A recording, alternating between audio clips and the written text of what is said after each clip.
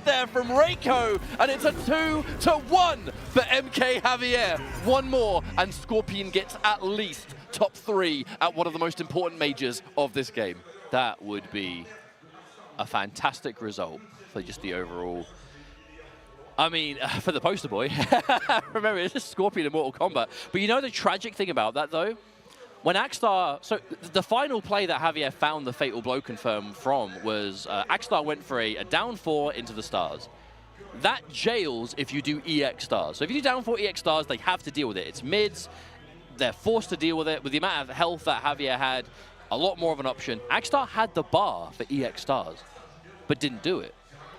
So, because he threw the high version, Javier just ducked underneath it and got a full whiff punish. Axstar could have prevented that. I know hindsight, but Axstar being greedy with that final bar he had is actually what cost him that game. And now MK Javier, 2-1 up again, Scorpion. This is a pro competition major tournament. The level of play at this event has been staggering for all things international Mortal Kombat. This is quite the result. I mean, Javier has had a wild journey anyway. His very first match in this entire tournament, round 1 of pools, was against Fabs. And who do you have to beat to win pools? Foxy Grandpa. He has had a gauntlet in his own right already. Massive opportunity here. Good damage. Take quite a healthy lead. Oh, look at that. 400 for the 2-bar. No flawless block there, though, so that is going to lead to a meaty amount of chip. Over half-life already gone, thanks to Striker once again. You know, this cameo gives you great stuff, but he does take health away from you. So that chip damage, that hit-and-run style, it's going to be a lot more effective with that extra 50 that you would normally really want to have. I guess at least they've both got 950, so it is, you know, even in that, right? But what? They're a lot more volatile. The Javier's been really letting it go with them EX armor moves. And they've been working out every time, and Javier now 1 round away from winners finals with Scorpion? Are we gonna see that? I gotta tell you, Javier, he plays very slippery. He is hard to pin down, he's hard to lock into any kind of position. There we go, DDT. Is that gonna give Reiko something? We commit a punish! The grenades did not save you this time, Reiko! The breaker is forced now, and with the damage output of Scorpion, this is a 2-touch. Again, we'll commit to the launch. If you're going to crouch that, another mid finds its way, and we have meter to spend, but he's going to keep it. Keep it and use it later. The restand, that would have been plus even if he blocked it.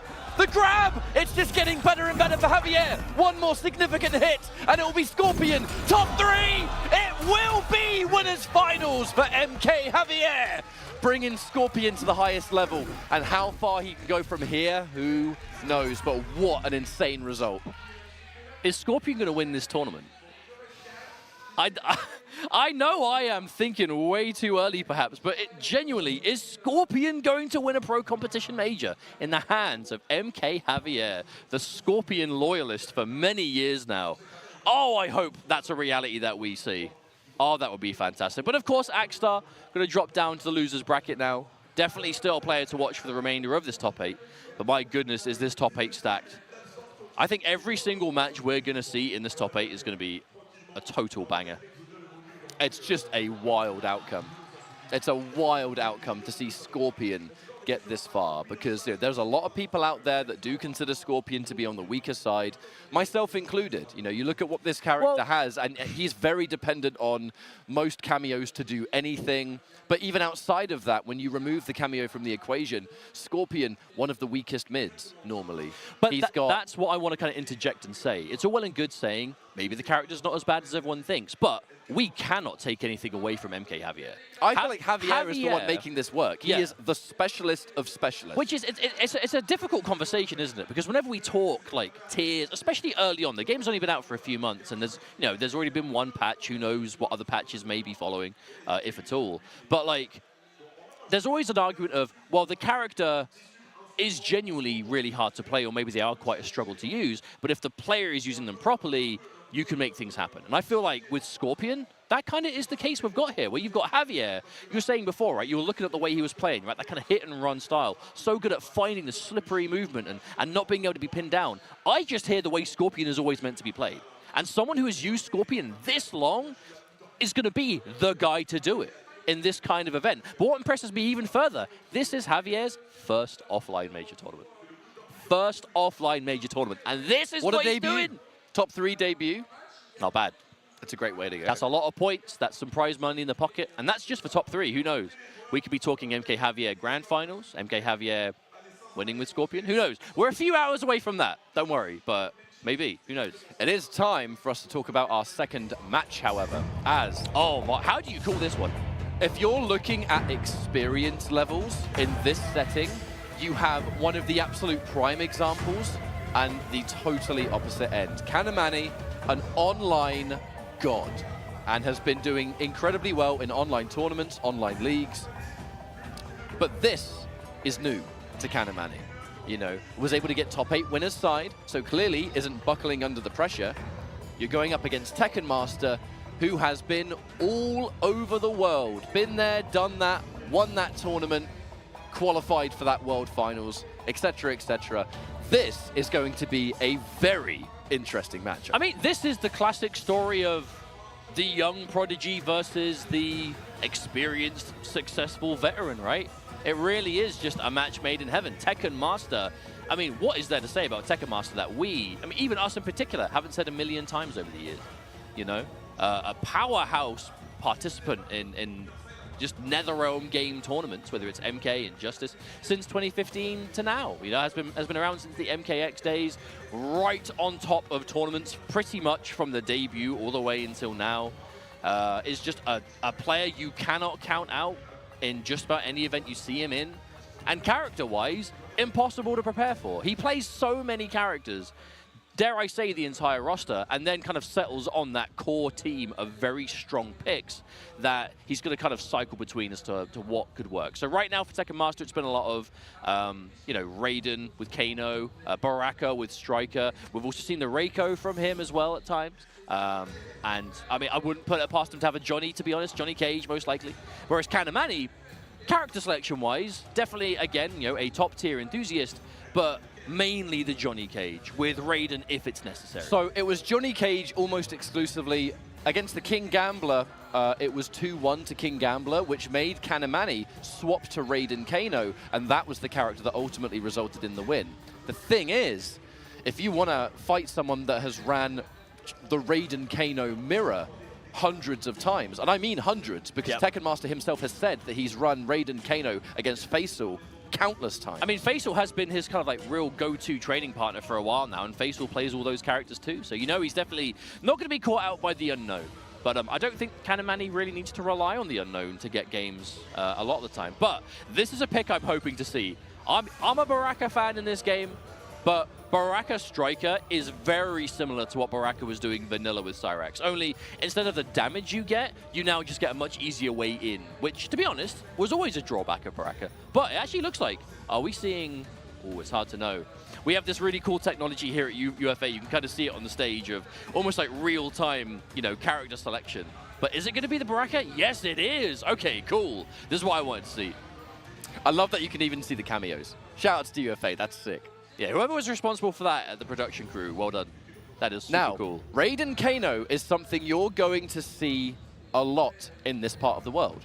Like, I would say it's probably the most common team. When it comes to EU, or maybe even slightly outside of EU, those that would compete in maybe the Rips Arena, shouts to you, or other things, there's a lot of Raiden Kano, and there's been a lot of it this weekend, actually. Yeah, for sure. This part of the world just really believes in that team. I would say it's been the most common streamed character, which actually is kind of weird to think, because at ECT there was more Raiden Cyrax than anything else by a mile. And then here, I would say Raiden Kano has definitely been the most common. So I think that there's just something about Raiden being the most kind of consistent and reliable tournament character for a lot of players as it currently stands. But right here, it looks like Kanamani starting off with the Raiden Kano. Now, there was I think you were kind of touching on this before, there was a certain point yesterday that Kanamani was running all Johnny Cage, and then against Gambler, when there was like one game left to take, Kanamani banked it on a swap to Raiden Kano. And I believe has been playing Raiden ever since. I haven't seen him off the character since then. However, if there is someone that knows all of these matchups, it will be Tekken Master. And Tekken Master, Baraka will fit his style like a glove because he is fundamentally almost perfect, but isn't afraid to just let loose every now and then. If you want to go swinging, you want to stick this button out, let's not forget the Kotal Khan days of old in Mortal Kombat X. Baraka gives you a very similar amount. Now, of course, obviously, the health bars aren't lowered, so I don't know how that's going to work for the rest of it. Sorry for that. I'm sure they'll either do it now or they'll do it after. That's the go-to, like, hard problem, isn't it? Oops, haven't lowered the health bars. Right, we'll get it sorted out, don't worry.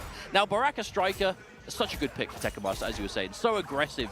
Really lets you kind of party and do what you want. Nice catch into the corner here. Oh, Obster. You know, I like that choice to go for the reverse out of the corner, but that was done to make sure that Striker was there, because Striker grenades, you have to remember, they hit as mid. So you can throw them as the opponent gets off the ground and get, like, some pressure.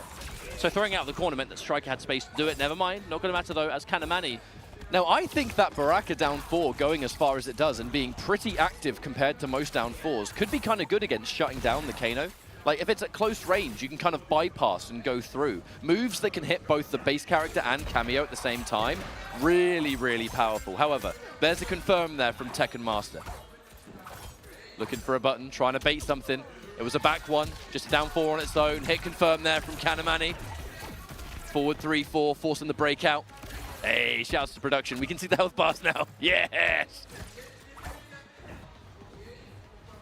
Now, one thing about Baraka Striker is it is as safe as it wants to be. And Tekken Master, he's going to know that. And there's the down 4 because you know there's a Kano. Yep. That's the benefit of Raiden. Raiden's moves that you would call in Kano or other ambush assists, they kind of move the screen. You can't actually see the character run in. Yeah, the down 2 smart punish. But that knowledge goes both ways. These characters, right, the Kano... Oh, does that work? Oh, it does! Just in time, Tekken Master gets the first game. He sees those projectiles being charged and knows that although there's many of them, they're pretty slow. What isn't slow? Baraka Fatal Blow, mate. Fast! It is one of the best reaction Fatal Blows in the game. Now, if you are kind of channeling those... you know, those kind of electric projectiles, especially if you're looking to charge them, that is going to be reaction 100%. But what I love about this match already is we're seeing a lot of knowledge. So one thing that's kind of similar for both the kind of Kano knives and the Striker grenades, we see them all the time on characters that want to just get in, right? Whether it's Raiden teleport into knives, electric fly into knives, and then Baraka, right? Blade charge into grenades or knives. Whatever it is, a lot of that strategy comes down to, I'm going to do something unsafe, cover myself with these projectiles. My opponent will try and do a traditional punish. They get hit by the projectile. I now get a full combo. I would say that's the #1 misplay we've seen all weekend for people playing against these teams, that they're still trying to go for normal punishes, and they're basically killing themselves for it.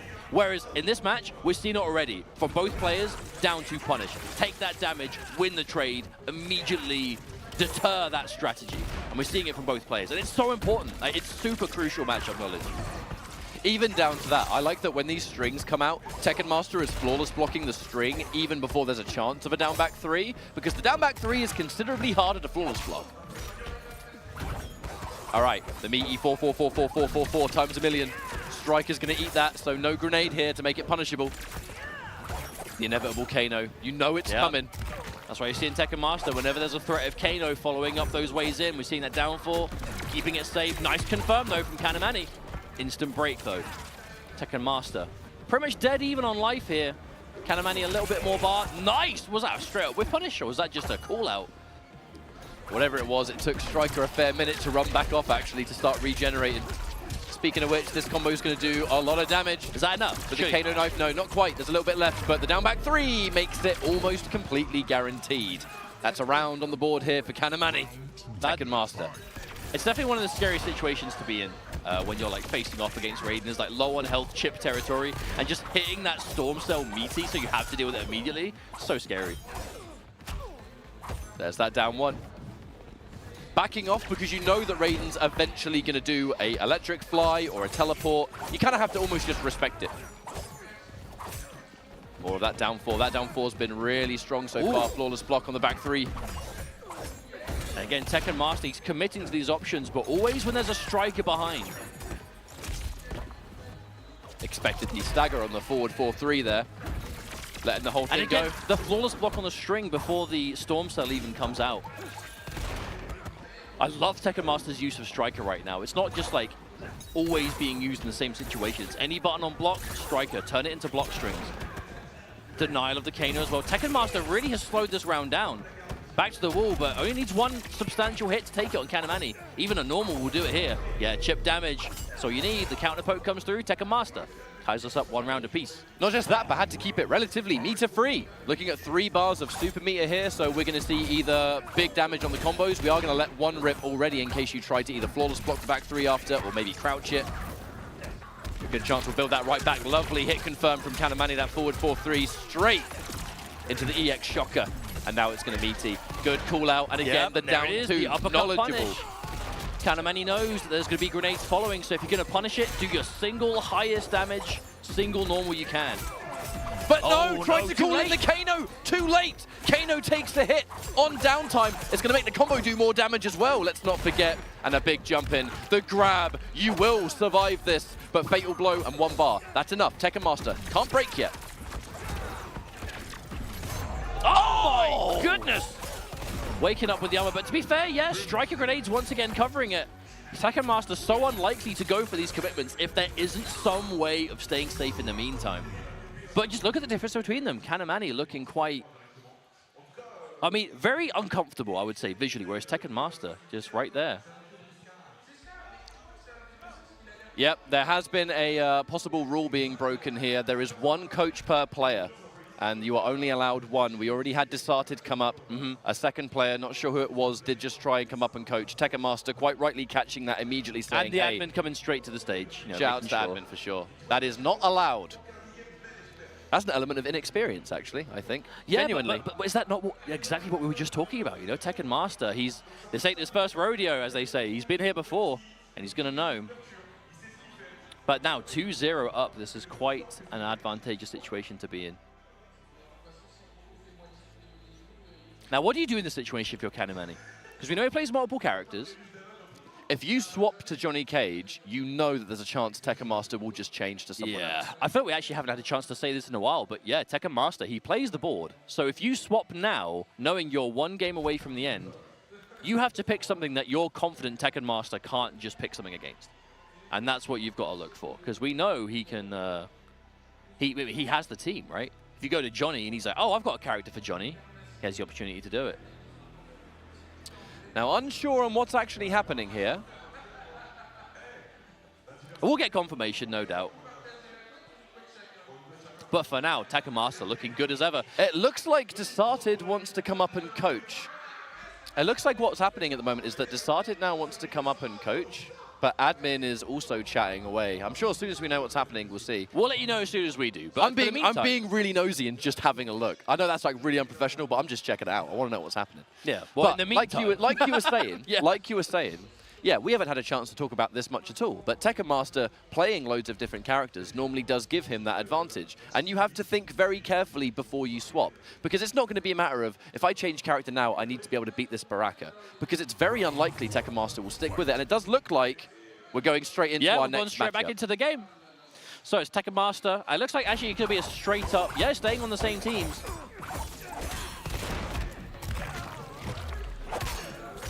All right. So as we start off here, the flawless block on the 2-1. Nice anti-air, but not quite able to follow up with the rest of it. Oh, and no, that is the too far bane of away. Raiden. If you are too far away on 4-3-4, that shocker does not The connect. thing is, Kanamani has played a lot of this character. Kanamani knows that. I think that's an element of maybe, again, maybe just not playing at 100% now you're down against the wall. But we have to remember, Kanamani has been playing phenomenally all weekend. So the comeback, I want to say it's possible, but I mean, I was saying at the start of the stream, Tekken Master, I think if you're a betting man, Tekken Master is the one to go for. Because Tekken Master just has that reliability and consistency, right? Tekken Master 2-0 up now, Baraka Striker looking so good. And just in full control even here. Raiden didn't even have the chance to get in the corner. We trade with the down 4. And now that down back 3 coming out to play. And that's the mind game. Tekken Master knows that matchup so well, he is forcing Kanamani to specifically place Kano. Because depending on when you release Kano, you might trade, there might be a gap, it might not be plus, and Tekken Master knows that. And they're forcing Kanamani to release it early. If he releases it early next time, he's not going to be plus no more. Right, knockdown here. Going in for the overhead, Oh, trying no. to punish or get some sort of button. The striker punishes you for doing it, and now That's a punish, yeah. Again, knowing just take the down two. Tekken Master quite the lead. This is match point. letting it rock, expecting the whole string not to go. More of this, releases it, but uses it to enforce. Tries to armor, the down two again, smart stuff, but Kanamani, there's only less than 200 health remaining. Lovely throw. We're gonna need more than that, but Fatal Blow, pretty good. Tekken Master, 3 bars up I was together. going to say, Tekken Master, he's already got a breaker though. You need 2 clean hits. Unless he decides to use bar, but he doesn't really have any reason to.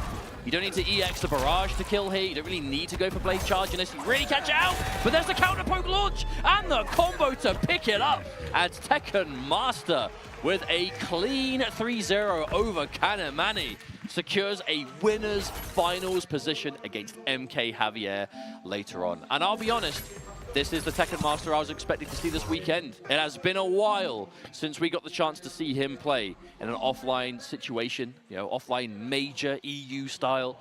We haven't had the chance to see it for quite some time. And now, I mean, it's like he never left, you know what I mean? It's like there hasn't been that downtime at all.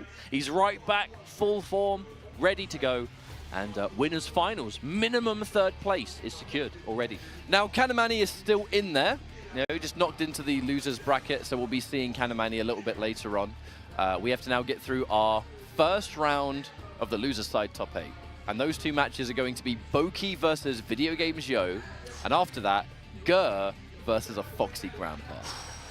Ooh. And that's just to move into the next part of the bracket. Because after these first few matches, Axstar fell to Javier, so is now in that next round of losers, as is now Kanamani. So I don't know why I was acting surprised. I know they're the matches. Yeah. I'm just what? Wow, you're joking. You're joking! But yeah, no, I'm they're gonna be serious. I'm dead serious. It's going to be a really sick set of games, and this was just the first 2.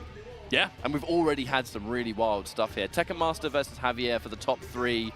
What a story that is already making, and the story is yet to conclude. So that's fantastic. When we inevitably get to talking about that winners finals in a little bit, I feel like we're going to be repeating ourselves quite a lot in terms of the new to offline, you know, first major appearance versus the experienced player all over again. However, the big difference is Javier has looked focused in and extremely confident in that strategy all weekend long. So I think this is definitely the best winners finals we could have seen at the tournament. But again, we'll get into that a bit later on as we're moving on to our first match of losers round 1. It is Video Games Yo from the United Kingdom and Boki from Austria. This is most likely going to be General Shao versus Kung Lao.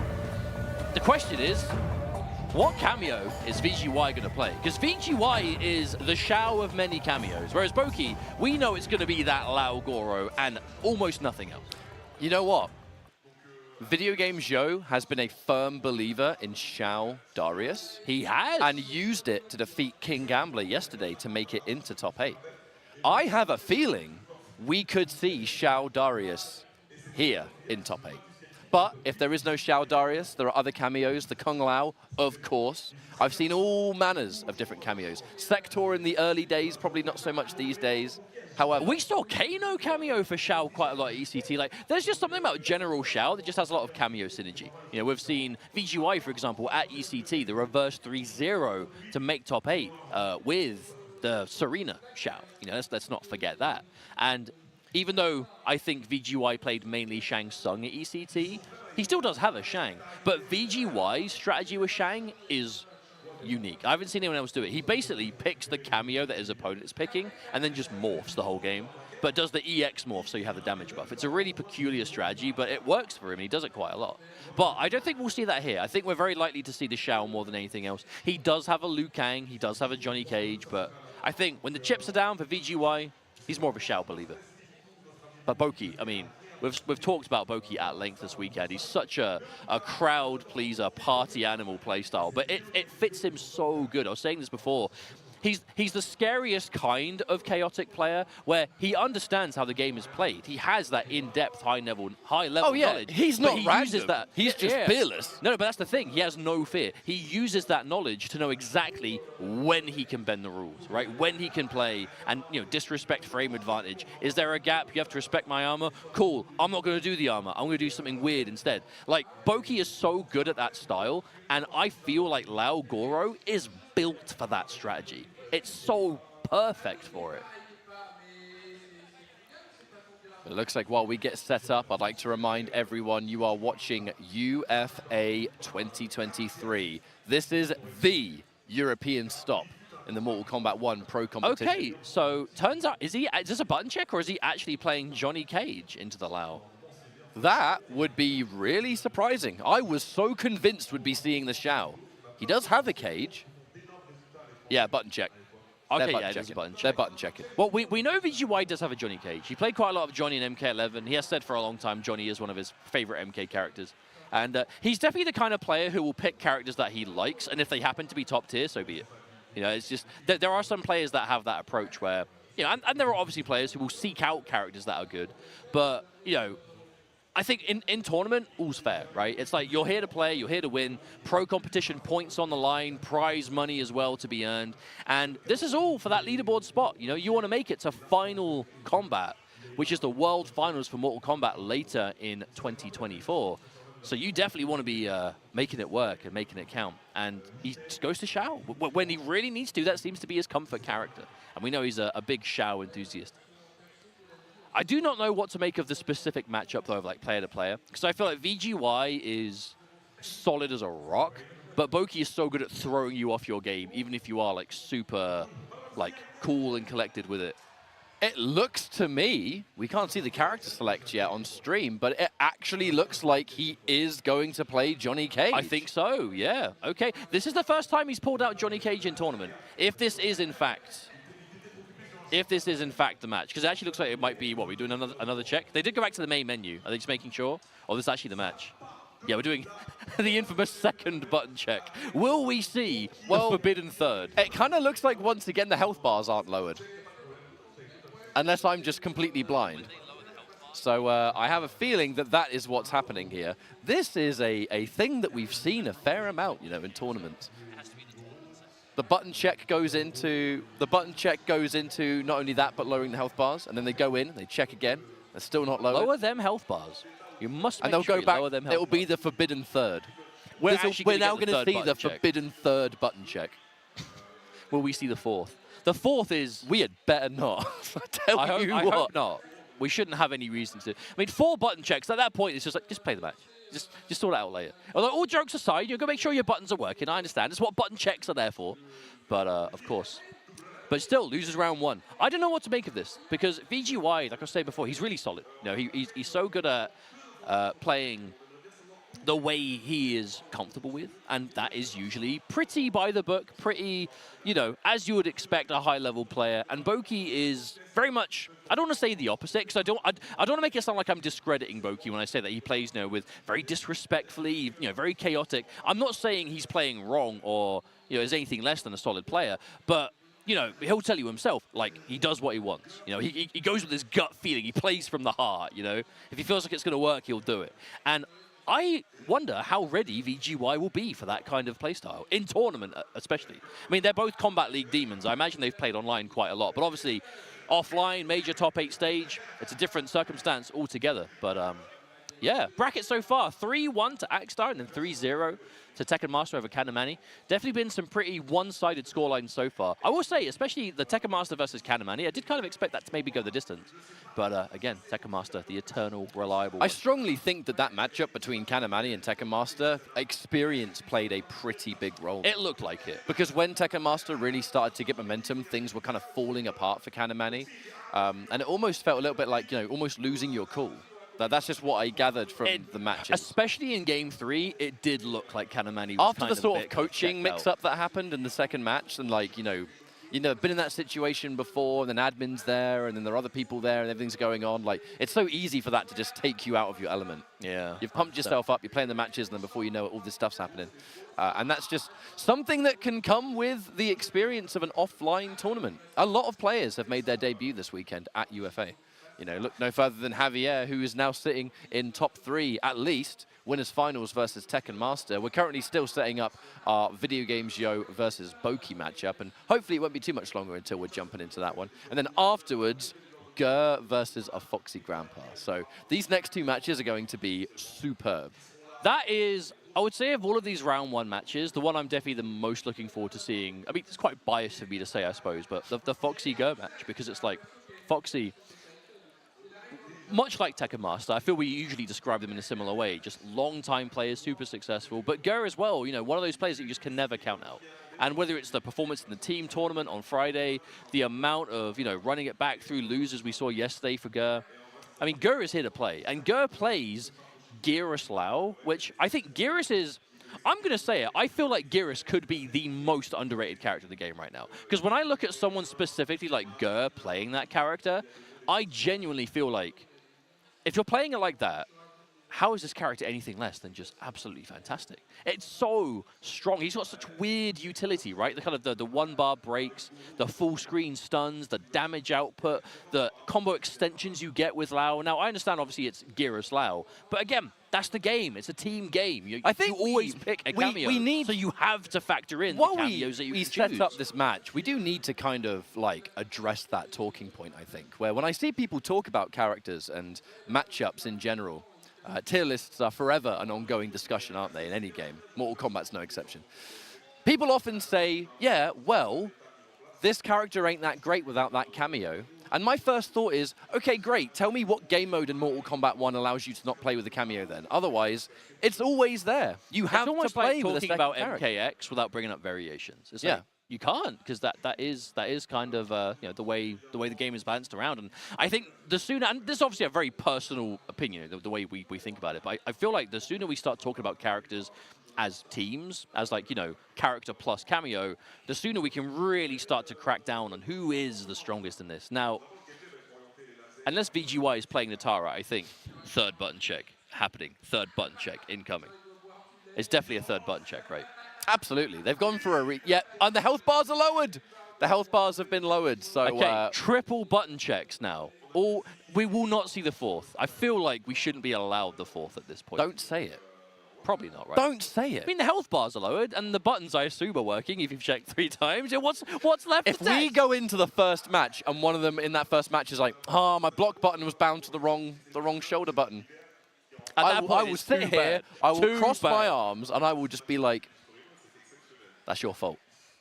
Not your fault. Wait, pointing at me. What do you mean? You're the only human in my vicinity. There we go. You understand. I do. You understand. I did and not. It's General Xiao. We're going in for Xiao. All right, just the one. Yes! Xiao Darius. It's All Xiao and Darius. Something that VGY has been really sort of innovating, I would say, and has been doing it to great success in competitive. Are they being told that it's another button check? Oh, please don't do your 4th button check. I noticed that VGY is not wearing the headset, unless maybe he wants the crowd noise, because some players are like that. It's a 4th button check. 4th! No, it was a stage. It was a stage. Okay, no, sorry, it was a stage. It was a stage. Cool. It was a stage. Cool. I was going to lose it. I think they didn't random the stage. I was going to lose my composure. Yeah, if we saw 4 button checks, I'm like, we should be like 3 matches deep by now. Yo, Boki with the pink pad, that looks cool. Or was that more of a magenta? What do you call that? I think it's more of a magenta. True. It's like the color of Xiao's shoulder pads. That's true, actually. But here we go! Yes! Thank you for waiting. It's time! Sorry for the delay, folks. I We just had to make sure those buttons were really correct. We had to like quadruple check that everything was in order. And look, it is. We're starting off strong with that Armor versus Goro. You're gonna see that a lot today. It's the story of Boki. Now, Boki's corner pressure is so difficult to get out of. He's just so good at making it feel like you're just doing the wrong thing every time, even if you feel like it's the right thing. Oh, there's the launch. Didn't absorb a hit, so it's going to maintain the launching opportunity. Ooh. All right, inevitably waiting for it. Tries to arm it in between, the side switching throw, and that's going to roughly equalize health. Let's not forget, we're looking at 950 Lau versus 1150 Xiao. 200 health difference, that's going to make a big impact into this matchup. Right, the dash in. There's the immediate low profile. Boki will be looking for that. Darius almost got a trade situation there. However, we have to play without now. Xiao on his own. We're going to look for basic plus frames. We might be able to enforce a staggered game. You have to watch out for the armor Goro. It's an inevitability. Oh! Yeah, that had to have been a wake-up flawless block to survive that situation. Boki not going to mistime that meaty. Now, the Xiao Darius, on paper, it sounds really solid, right? You get the safe overhead, safe low, launching command grab. Like, it all stems from the roundhouse. The downside is the cooldown on it, right? You really are waiting for Darius to come back. But if you can find it, the offense gets kind of crazy. And the extra health, obviously, doesn't hurt either. And that's the payoff for Darius. Very few characters can use all of Darius's moves to great effect. Most characters will just use that neutral cameo. The fact that it costs 2 and it has a chunky cooldown, and the fact that they can only really use that move viably, you have to wait. Oh, gets the low, though. Boki really has been rinsing that mix-up. Oh, the drop, though! Instant punish from VGY forces the break. Now, going for a break with Lao, the problem is no bar to armor for quite some time. And no Goro either. When Kung Lao has no bar and no Goro, he becomes a different experience. So much less threatening. Yes, you have to deal with, still, the back 3 mix-ups perhaps. Boki just did empty jump flawless block. My goodness. We do have Darius. There's the overhead. And we spend it. And actually, that's 950. It's 950. You're dead. No way. You're dead. Oh, the EX to make sure. Hey! And in between rounds, cooldown will be allowed. So by the time we start the next round, half a Darius will be ready. It's actually quite a long combo. Yeah, it makes sense. I actually quite like that. Because obviously, if Darius gets hit, he's down for ages. But if you do the combo to bring him back, there isn't a huge amount of time you have to wait. All right, now the question is VGY going to wait for the breaker before trying Darius again? Because Darius has locked and loaded. However, Boki, 3 bars of meter. There's the interruption. Because it absorbed a hit, though, no launch. Now there's a break there for Boki again. He just built it back. Nice overhead. Oh, the meaty. No breaker. Another drop, but this time Boki recognizes, doesn't finish the string. Keeps it safe, even on the drop. So many of these buttons are working out at the moment. We're going to drop it. This gives us mix-ups, fast, unreactable mix-ups, plus frames as well. Answered back with the armor. VGY tries to armor instead, or get the button out, I guess I should say. Didn't get to break in time. And Boki manages to secure game number 1. Now you can see the patience that VGY is having to show, right? Because this is like frame 1 armor. And at armor, again, we have to remember, on hit, it's a combo, a full launch, and on block, it's block advantage because of Goro. So VGY, there are so many situations that you have to respect it. You have to hold it. And Boki knows when to do it and when to know that you know and do something else. Let's not forget as well, Boki had to make some impressive reverse sweeps yesterday. Like, the composure of this man is unbelievable. And when you pair it with Kung Lao, who is all about momentum, we're going to enforce the low now. Even more of it. The overhead blocks there by Boki. Lovely throw tech. With punish, though, from VGY. And that's going to open up big damage. Boki, from this point, we're going to cash out. Oh, no! Ended up behind. I think he went for the overhead flip, but ended up behind Boki in the air. Because that was the back plus cameo input. I think he maybe just ended up on the wrong side. Unfortunate input error, but VGY still in the lead. Unfortunate drop. That would have ended the round. Oh, punish. No punish. Quite surprised, actually. There are a few weird interactions in the corner where if you dash too far forward, for a split second, you might be the other side. Yeah, I think that is exactly what happened. Oh, we get the axe buff, though. Does that mean we see the overhead into Darius? Oh, never mind. We just hit outright. too. Ouch. Now there is Darius ready again. With no axe, though. It depends on what kind of mix-ups VGY wants to apply here. There's the armored interrupt for yet another time. Goro, always a threat here. The extra last-minute overhead. Now Boki has to be careful. Probably will build a break before the end of the round, but... Oh, there is the perfect time to armor. Not only did he hit Xiao, but Darius got clipped as well. So he's going to be out for the count for pretty much the rest of the round, I would say. Now Boki bringing it back. Darius has only just started to regenerate, by the way. It takes that long, which means that cooldown is going to be even more savage. VGY has to be careful. Anything that has a gap. Interruptions. That's it. That actually is it. That's the round. Fatal blow. Oh, there it is. Just making absolutely sure. And Darius comes back in. We see him again anyway. Who'd have thunk? Anything that has a gap in it, you have got to be so careful. when your opponent is Kung Lao and there is a Goro locked and loaded, because that becomes a full combo that you have to worry about. And now, equalizing things, 1 game apiece. And it's a game of momentum, as is Mortal Kombat 1. This game is all about whoever has the momentum, the nature of assist-based fighting. It is such a snowball game, especially with these kind of like more aggressive teams. Lao, Goro especially. But I think the main thing, though, is that life difference. Like, we start the match, and VGY's got the life lead. Yeah, even without having Darius, Darius gives you more HP.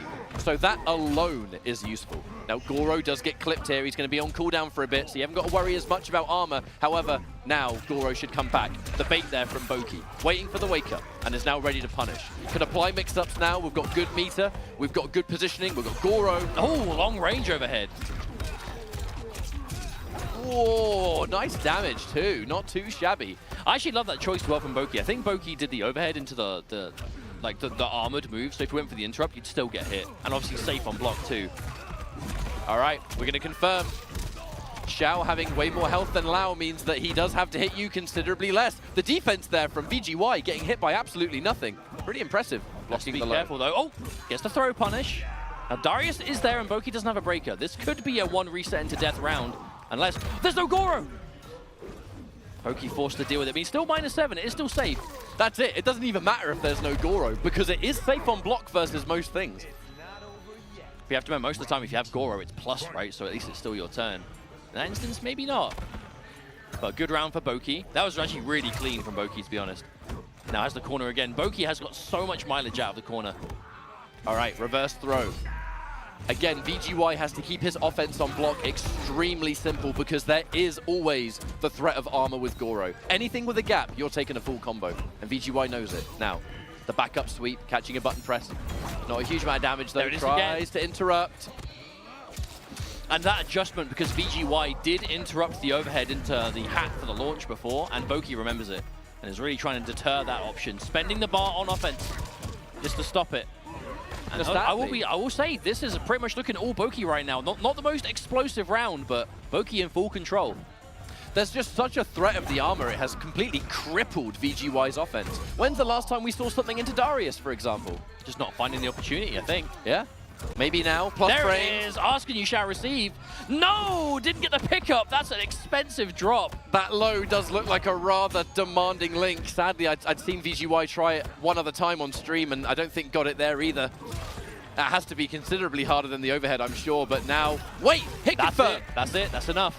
Failing a drop, of course. Yeah, sparing the fatal blow, making absolutely sure.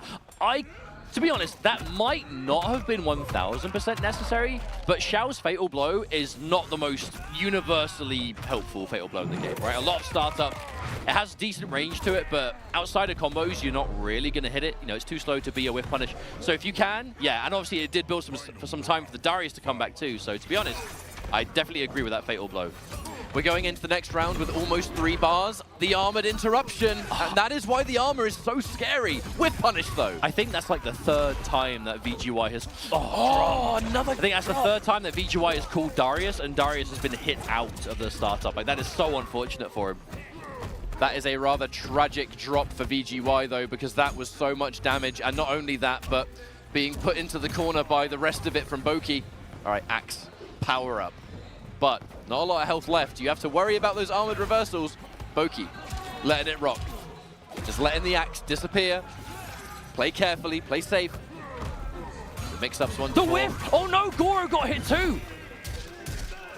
That is some damage right there, ouch. But there's 3 bars of meter, and you know Boki's looking to spend it. Oh my god, the dashing grab! But that's because you know you have to respect the armor. Boki. Playing such a scary game. Does that kill? 950 health, I think it might. Just enough. Good lord. Just enough damage. You can feel the stress on both sides here. No, the anticipation when Lao has armor. Boki trying to stay out of range of things like standing 2 or whatever else. There is so much waiting for the opponent to make that first move so I can take advantage of it. No one wants to overcommit. Oh, a misspaced Goro there. This time, much better. Gets a full launch. Cash out that damage. Ugh, decent. Actually, is that? Yeah, that is a life lead. I was about to say, as a 200 damage combo from round starts, like, has that actually evened it out? Boki barely has a life lead after hitting one combo. Isn't that a little bit mad? There's the punish. Missed that before, but VGY gets it this time. All right, this time we set up. Oh, the good block there from Boki. Defense. The tricky low overhead takes the armor at the first available moment. That was actually a really good answer. Boki has, I've seen him fight Darius before in various forms, so he does know of the low overhead. Overhead though! Uh-oh. No breaker available for VGY, and you actually, no, you can't. The first hit. I don't think that kills. I think that's close. You got too much health. You got too much health. This would kill a lesser being, but Shao be 1150 Shao. Different. Indeed, literally in this case. Yeah, if that was any other character, that would have done enough. Even base Shao on his own. Oh, the overhead. Boki's so good at enforcing that back three mid. You have to remember there's a safe overhead, safe low. There's a gap in between, sure, but on wake up, good at timing it, so you just have to take. Which one's it going to be, overhead or low? And forcing it off the plus Goro so many times as well.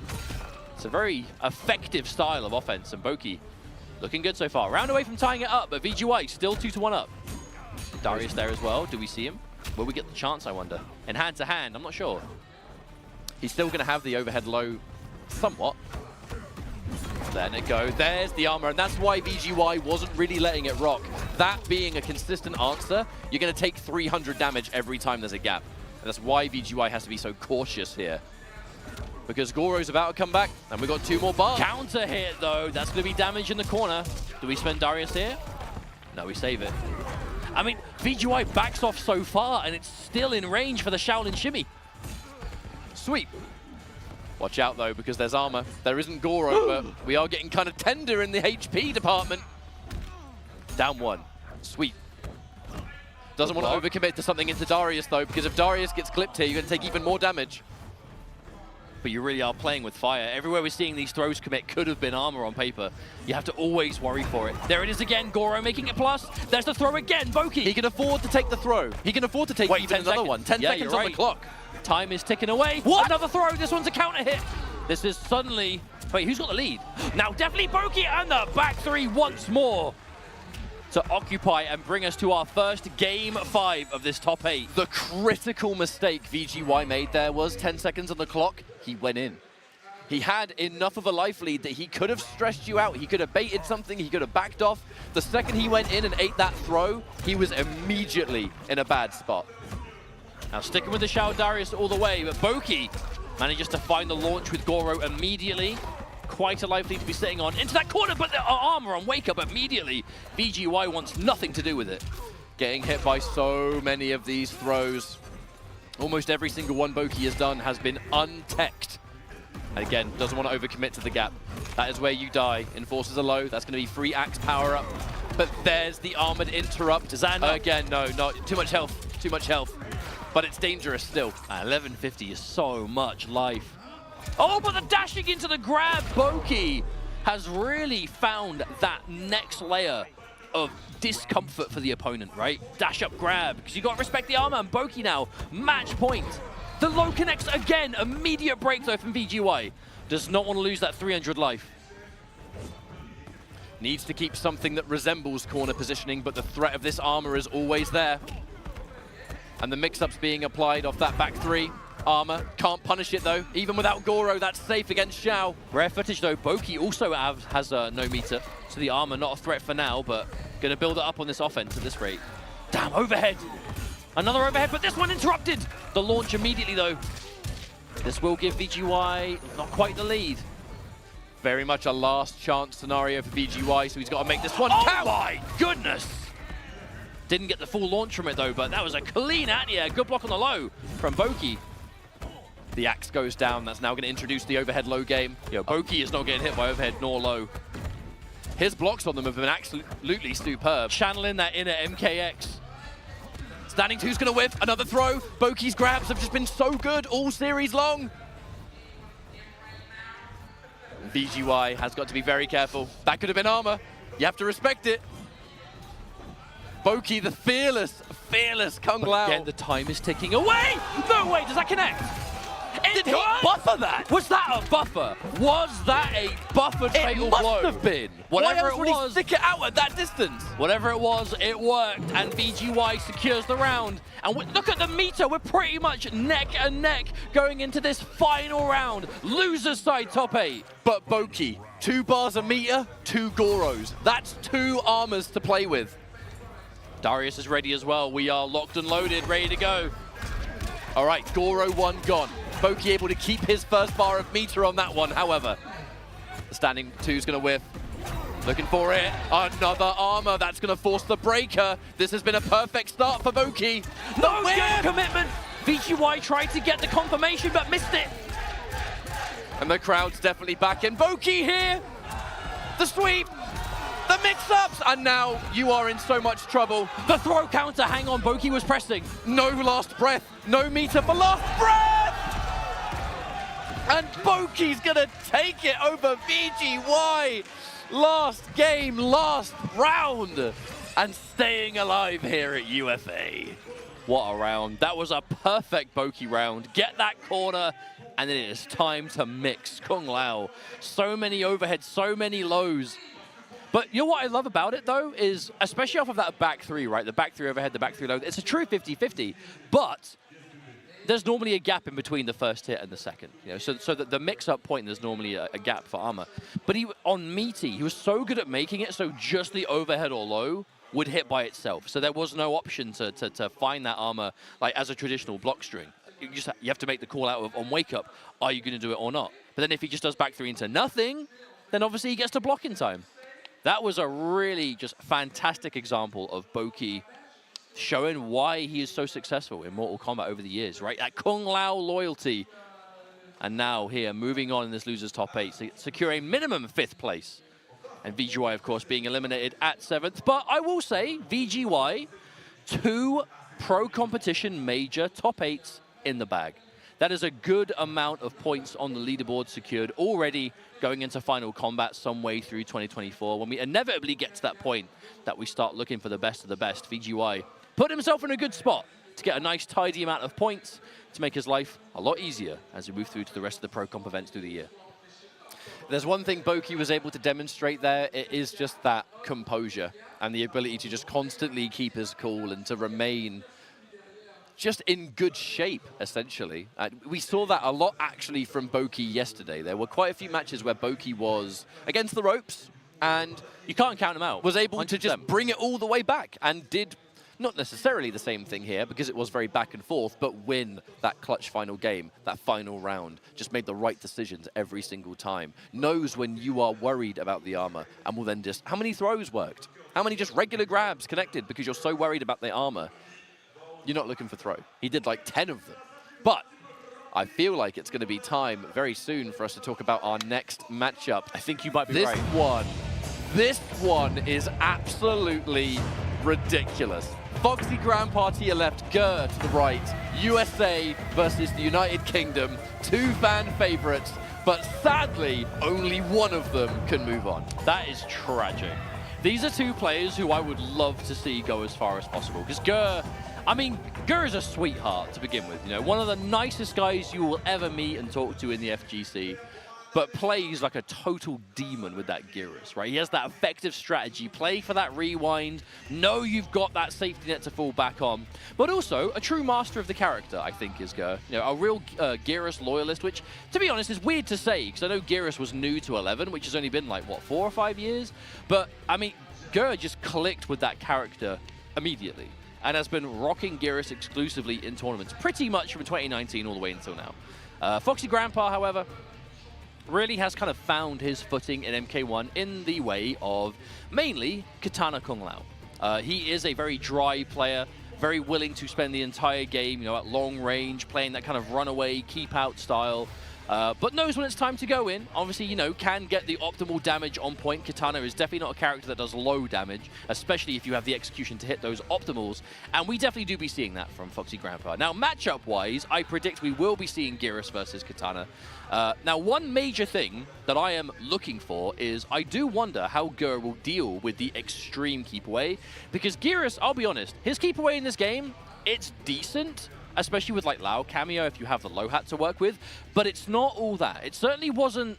It's not what it once was in MK11, I'll put it that way. He's not going to spend the whole game zoning you out. Also, if you are building a strategy around, you know, taking a lot of risks because you know you're good at managing the rewind, you can, how do you rewind projectile hits? You know what I mean? Gur is used to getting opened up by significant like confirms from combos and strings, and then finding the right point in the juggle to rewind. How do you do that if you're spending the whole game being kept out to projectiles and low hats and fans and all sorts? That's the thing. How do you rewind The that? way Foxy plays and the way he's going to obtain his damage before you close in the distance is not time rewind friendly. So we will see how far this one goes here. Both players will be rocking the Kung Lao cameo for Geras and Kitana. It is their best pairing in competitive. Kitana has different cameos you can pair for different styles, but for the way Foxy plays, low hat makes the zoning some of the best in the game. And Geras, low hat, allows him to establish a bit of range control. It helps with his keep away, but it also helps with combos, pressure, and, importantly for Gur, setting up the hourglasses. Now, we definitely are getting to a point, though. I know it's only been a few months for MK1, but as it currently stands, yeah, especially since the patch, we are getting to a point that it is sort of calming down in terms of we know what cameos to expect from certain characters, you know what I mean? And when you look at the top of the cameos right now, you're looking at the Kung Laos, the Striker, Goro for the characters that he makes work. So we're not being too thrown off by cameo picks in tournament this weekend. However, we'll say, you know, the notable exceptions probably VGY with that Darius, because Darius in general just is not a cameo we see much at all, to be honest, unless watching you in ranked. With that sub Darius over the last few weeks. No comment. The experimentation. But this is definitely going to be a Kung Lao cameo mirror, because they're two characters that really, I mean, they need it to do the game plan that they're enforcing. You know, Geras with the Lao allows them to set up those clocks so he can get them stocked and obviously get utility of the snap or the rewind. And then, I mean, obviously helps for combos and keeping those long-range buttons safe or plus. And Kitana, it is all about that neutral. She is using low hat to just play a long-range game, build meter, make her mobility safer if she's trying to do square wave. Not really for damage at all. It is complete neutral control. And you know what? I love... We didn't quite see it on camera because the way the camera was panning. Gur started with held low hat into attempting to get the rewind ready. Foxy started with a round start EX rotating fan, and it punished it immediately. That is Foxy watching Gur over the weekend and knowing what to look for. But that right there is an element of the matchup that Gur has been so good at this weekend. So many Kung Lao cameo players, that overhead goes right over it at the right range. Gur has been so phenomenal at just calling out when you're going to go for the low hat, overhead right over it. The zoning is something that Gur's going to have to be a little bit worried about. Even with the Kung Lao cameo, Geras is one of the characters that just naturally has less health. So that's one less fan you can take in a match. That doesn't sound like much, but it adds up. And for him, quite important. The trade of the low hat. There is still a possibility for Gur to bring this one back. All it takes is one significant hit, but the overhead trades of the low hat. You actually see what it did. Foxy held it, so the overhead would be punished on hit. That was actually really smart. Brick wall, defense. But you're already seeing the difficulty. Gur has been spending so many matches this weekend. Oh, there it is. The full screen stun. This is something that Gur will have to use. I think we're going to see less of the rewind after the hourglasses and more of just the snap, the freeze, to punish a potential projectile. It's going to slightly slow down that defensive game from Foxy. One projectile too many. Max range overhead, very hard to punish. Some characters can't even do it. But that's one thing, though, about Gur, right? Gur has been very used to just going for have full screen, you know, hold the low hat, build up the stocks. But he's not, you know, he's not a fool. If you show him that it's hard for him to do it, he'll just change. He'll adapt. Is Geras right? Fail, adapt, evolve. And that's exactly what Gur will need to do in the set if it's not going to go his way. But this has been a much better round for him. Foxy, however, looking good in this corner now, but the overhead again. Both rounds ending almost the same way, only this time, Gur takes it. You know that if it's going to trade favorably and win for you, another thing Foxy has to worry about. You've got to keep a mental note of how many hourglasses Geras has built up, because if he has the 3, it's a very different story. There's the punish, but there, of course, is that 1-bar combo breaker. The problem is, though, now completely meter dry. Geras going to have to build them up the old-fashioned way. 2 already. Just needs 1 more. Oh, a very good trade. That did a lot of damage to hit Lau at the same time. And there's 3. Ger has it already. And there's the bar to spend. And spend it, Ger shall. An interesting full screen game. 2 of them. I mean, look at the way Ger has already adjusted. If you're not going to get away with the EX one, now obviously no bar. Still finding the time. Looking for the sweep now, Foxy. Walking Ger into the corner. How much that's going to mean, I guess we'll have to wait and see. Whiff punish there with the sweep. Oh, no Lau to follow up. And there's the 3rd. Almost punished. Not quite. Expect some sort of backwards movement there, Foxy. Being respectful, but the range of Ger and that Gyris, again, showing it respect, plus frames. This time we shut it down. A throw tech from Ger. Oh, no! They've got the rewind, though. It doesn't matter. 10 seconds on the clock, by the way. The punish! Hang on! Okay, no, this is actually quite smart. So Foxy goes for the early fatal blow. It's going to freeze the timer. Now, this is a good way of spending that time that's left. If you go for the fatal blow now, you have more time to get the life lead back when this is finished. Immediate. Oh, no. Wait, does Foxy have the... Wait, who wins? No! What? Wait, Foxy had the life lead, so it didn't look it on the health bar. Foxy had the lead, like, numerically until that connected, and I think that was, like, 0.0 whatever to get that life lead at the very last second. That was so close. And I would like to remind you, by the way, the reason that went to such a timeout thing is because every time Foxy hit Ger, he had the 1 bar time rewind to undo all of that work. The fact that Gyris has 950 health doesn't really mean much when he can constantly undo the damage you've done for 1 meter. Oh, went for the tech throw. No launch from Foxy, though. Yeah, spent the bar on the square wave, but didn't get the lift. Probably just an execution error. And the full screen conversion off the projectile, 180 damage. Oof, that's going to add up. Oh, now I don't think that counts as the spend unless the snap has gone off, so I think Ger might still have it. I believe so. I think he does still have it, which is why Foxy's a little bit anxious here to throw fans, because, again, 1 snap, and Gyris is going to punish you anywhere. All right, looking for it. That's going to punish you, actually. Oh, I love that choice. Punishes the reactivation.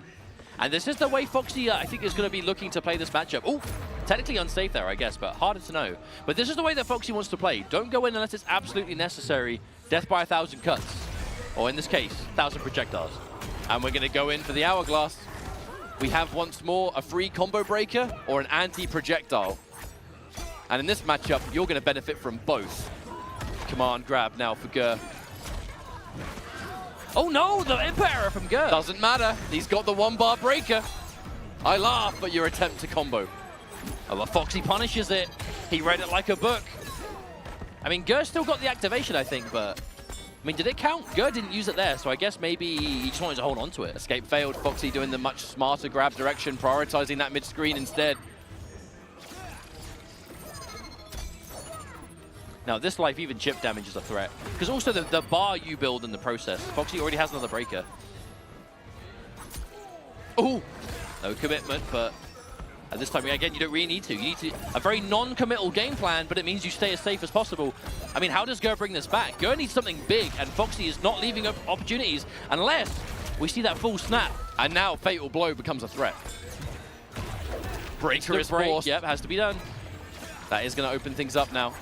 Oh, that was scary games to play. 1 finger snap and that Fatal Blow was getting spent. You know it was. I was saying before, Ger needed something big to make it back into that round, and dare I say, very, very nearly found it. But Foxy, once again, the use of that breaker. Good meter management, saving it for a rainy day. This match is going exactly how I expected. 100%. Every round is going to take a long time because of just the 2 characters you see and how they're going to play. Ger fighting for the tournament life, as is Foxy. Ger traveling all the way from the States for this. Foxy, in rare occasions, only had to fly an hour or so. The shoe is on the other foot. Oh, that little juicy 2-piece. But you can see how much patience corner. has to be displayed in this matchup from both players. I mean, Gur obviously needing to get something off the ground, but the main downside Gur is going to find is there is just no freedom in this neutral to get stocks up for free. If Gur can find the stocks, he has to be so careful with where he builds them and where he spends them. Because look, too far away. That's going to trade favorably for Foxy, however. Yep, there we go. Finds a little bit of time, gets it stocked. Hourglass means finger snap is dangerous. Foxy showing it respect. And Gur knowing that Foxy's worried about it. Still didn't chase it down. I thought for sure that would catch. But no, square wave. That's one thing that Foxy does with Katana is just a real good awareness of when to get away with that square wave movement. All right.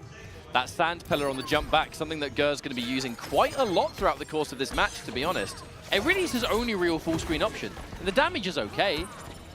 That was a mistake. There's no chance that was intentional. And the reason that's extra bad for Foxy is, look at the cooldown of Kung Lao compared to... Oh, we're so smart there for Gur. But yeah, you're right. Look at that cameo meter. Foxy's having to wait out that entire cooldown bar before being able to use low hat again, unless he's going to keep the slow cooldown for the remainder of the round. He's definitely waiting for it. Now it's back. There it is immediately, yeah. Foxy showing awareness of that cooldown. All right, those 3 bars have been stocked, or the hourglasses, I guess I should say here.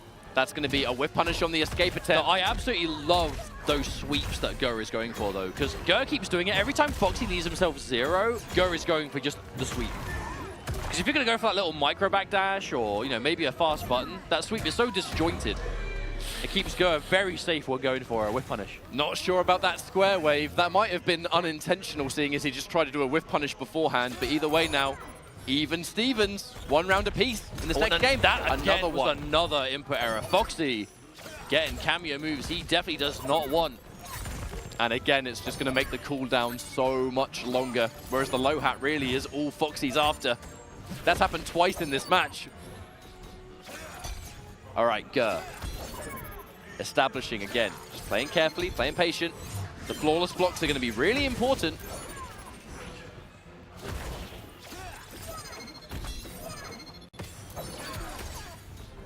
I really have no idea how to call this round.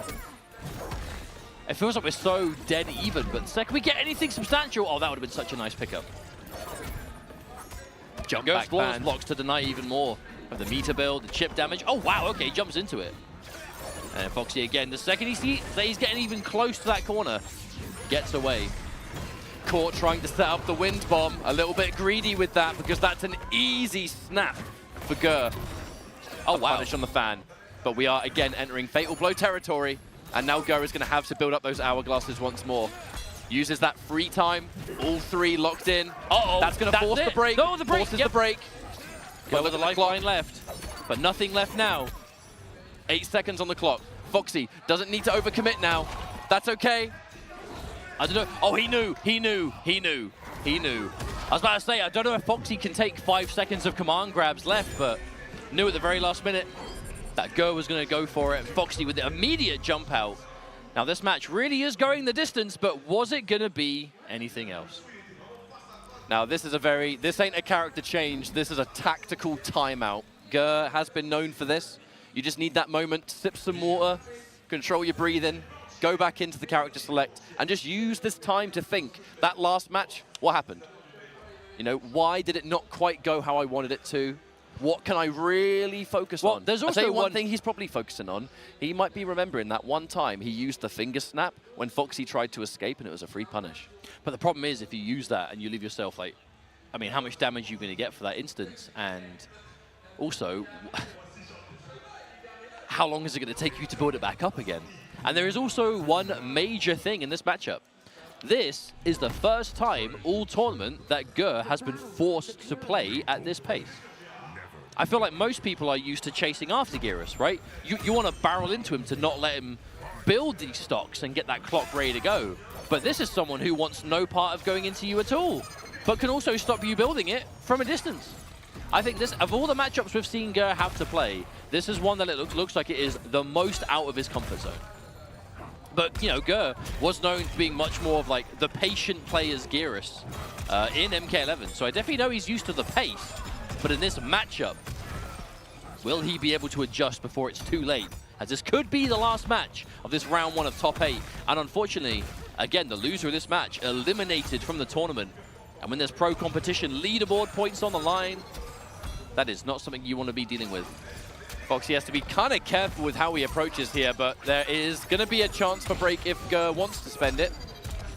Might be just holding on to it and then may use it a second time. Has he not used it already? The hourglass is there. He has the hourglass built. He has it built. But now may not have the chance. A trade. Oh, the combo from the full pick screen low hat. Cheeky catch from Gur. Staying alive in this set. And I'm pretty sure. No, he must have spent it. Okay, I was totally miscounting that then. It's a good thing I'm not playing. I'd have lost. It's a difficult element of the character to keep up with it, right? Because there's no on-screen indicator or anything on Geras. You just have to know that he's got it. On the flip side, you know, the Geras player doesn't have that information either. So it's just one of those elements of the matchup that both players have to keep tabs on. Ooh, looking for a punish with the reappear. The throw techs of Gur have been fantastic all weekend, but of course there will be a combo breaker. Opening up Geras for big damage just looks so rare and unlikely. Again, and when the hourglasses are built and a breaker's ready... Oh no, too early! Yeah, and I actually think that maybe surprised Foxy as well. Just went for a quick little improv ender there. There's 2. We just need 1 more. And there's the 3rd. The bar gets spent, but again, a second time!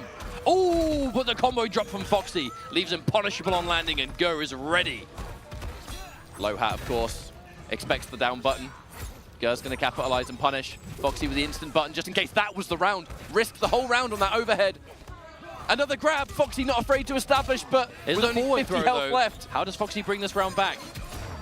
Oh, cannot do so as Gur takes the next game, and another game 5 we are going into for this last round 1 games.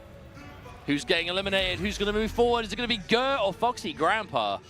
Oh, I will say though, I'm happy this set is going the distance, because these are 2 players who I've definitely been looking forward to watching in this top 8. It's just sad that only one of them can move forward. But I'll tell you, if you are in the chat right now, if you're a Gur supporter, if you're woken up nice and early in the USA, he needs your support now. Could be the last game of the tournament. Back to this range. Now there is no breaker on tap, so this will be free damage. Gur still has it though, so that's either going to be... Oh, surely that's a combo breaker, but because it was the last 3 seconds... Oh wow, okay, no. I thought he might have stayed in the corner, you know? That was quite a surprise to me as well. Now, yeah, that dynamic of that 2-4 from Katana is 0 on block. So every time Foxy has been doing that, it's been sweeps from Gur exclusively. That disjointed sweep, you know, safe for that range. Now he's going for overheads. So getting tricky now, we're getting later into the set. It's a really good start here for Foxy Grandpa. There is the possibility of a comeback here, but it's going to be expensive. Gur is going to have to spend all resources to obtain, and that was off to a pretty perfect start. Now, there is still hope. This is best case scenario. Full cameo, full bar, a round up to work with. This is comfort zone for Foxy. However, I'm always looking at what Gur's going to build. Overhead trade. A trade that's not too bad for Foxy at the moment. With punish, and there, of course, is the breaker. You've got to be so careful going for any pokes when you're in back 2 range with Katana. Such a good button. What a trade. Can you still get the combo? Yeah, immediate. Oh, that is not good for Gur. Yeah, Gur got out of it, but he just spent a bar to get that. That's 2 bars gone. It's better than 3, I guess, but still immediately caught by another mid. Foxy Grandpa seizes the life lead. And with a lot of bar to spend again, Foxy, breaker territory again. Gur gets the break, has to use it immediately. Again, by the way. Oh, that is so much meter being spent for no benefit other than to just keep yourself alive. However, this is Gur. He has been on fire all weekend. When it's time to clutch, he can clutch. He just has to do it one last time. But if you've got a clutch, it's so difficult in this scenario. So much meter for Katana. Chip damage a threat. Kung Lao ready to go. Plus frames enforced by Foxy once again. The poke and the throw comes through to finish off game number 5 here, as Foxy Grandpa is going to be taking it over Gur here in the loser side. Of course, all good sports all round, but my goodness, was that going the distance? That was a hard-to-call match all the way up until the very end. Foxy just choosing those select few couple of times as the right moment to go in. even though Gur had the rewind, had the free breakers, not necessarily free breakers, but the one-bar version, he was spending so much meter on those that he was using it for nothing else, and that was just unfortunate timing his end. Of course, massive shout-outs to Gur. Was the last North American standing, and now, sadly, that does mean the only players left in this bracket are international. But I've got to say, though, you know, huge shouts to all the Americans that made the trip out here. Anyone that's 100%. attended an event or has done that long-distance trip knows it's not easy, right? You got to adjust to the time, the jet lag. If for a lot of these players, I've been saying, you know, is it your first time in France? And they're like, yep. Sometimes it's like first time on, you know, just a long-haul flight in general. So, of course, nice to see you make the trip out. And, of course, not bad at all. Especially good, getting that top 8, getting those leaderboard points, I should say. He's definitely going to be happy with securing something for the time here, even though I'm sure he would have liked to have gone further. Everyone always would prefer to get further in the tournament. It's just the nature of competition, I suppose. But Gur just continuing to be this clear fan favorite. And doesn't surprise me, playing a specialist character in such a way that I've never really seen any other Gearus play like this, which gives you both a tactical advantage in tournament, and then also, man, you're just learning the game at your own pace. You're learning the game your own way. Take the character you want to play. We're seeing a lot of specialists do quite well here. You know, even in top 8, we had 100%. BGY, we had Javier, Foxy, we got Gur. Those that are just, they pick the character they want. The same thing with Boki. You know, people that just, they thrive with their favorite character and they rock no matter what with that. Foxy a little bit different because he's more about a gameplay side. However, if he believes in something like this katana, for example, he's going to go as far as he can with it. But either way, I want to give a shout out to Mountain Dew for supporting this pro competition, powered by, of course, you can see here in the instant replay, a massive amount of support for competitive Mortal Kombat. We thank them very much for doing that. And we have more of this top 8 to get through.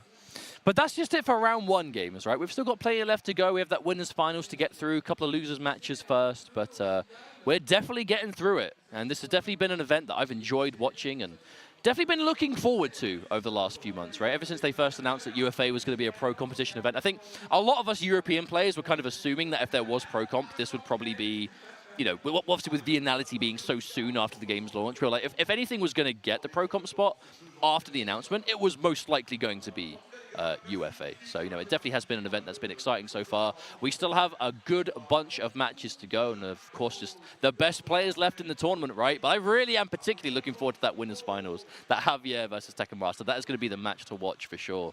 And yeah, that is one piece of today's top 8. But before we go to our first break of the day, let's talk a little bit about merchandise that you, the lovely folks at home, can pick up for yourselves. As part of the pro competition, we do have a sale going on for Black Friday, 30% off Mortal Kombat 1, the actual game itself, across all platforms, so PlayStation, Xbox, Steam, and Switch.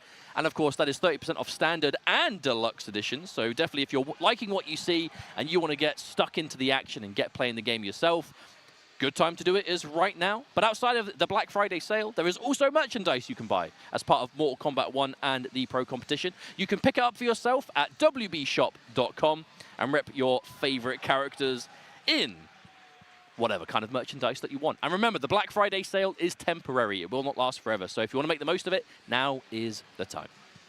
However, it's been a really sick tournament so far. I'm liking the variety we've seen. Sadly, we have had to say goodbye to both Video Game Show and Gur. As is the way. And when we return from our next break, we're going to have to say goodbye to a few more because we're going into that next round of losers. I don't quite have the bracket in my head, but obviously we'll bring into it and you'll see the matches that we're going to be playing. There's 4 more players that have a potential to leave us, but we'll see how that one's going to go. We're going to go for a quick break, throw you over to the very talented history behind the Warrior and Vulcan. And we'll see you very soon.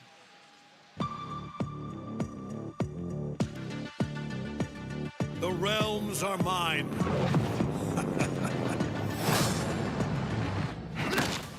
Think, what good would your death accomplish? Inspiring future generations to oppose you.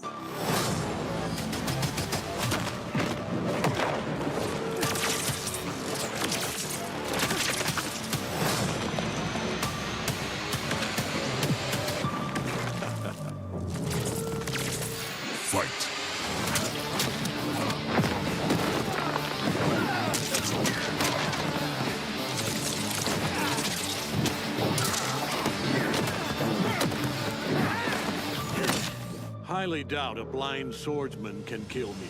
Sento and I are more than meets the eye.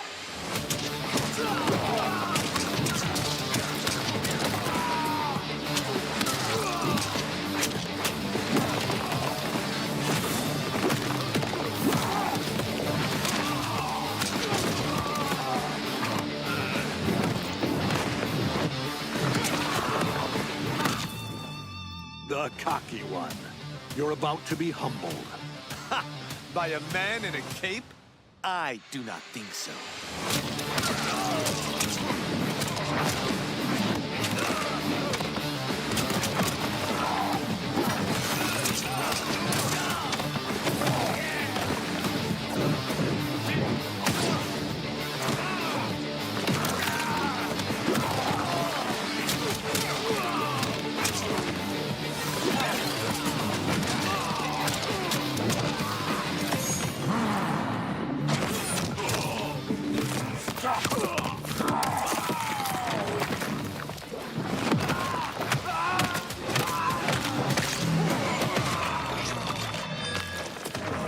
Finish him.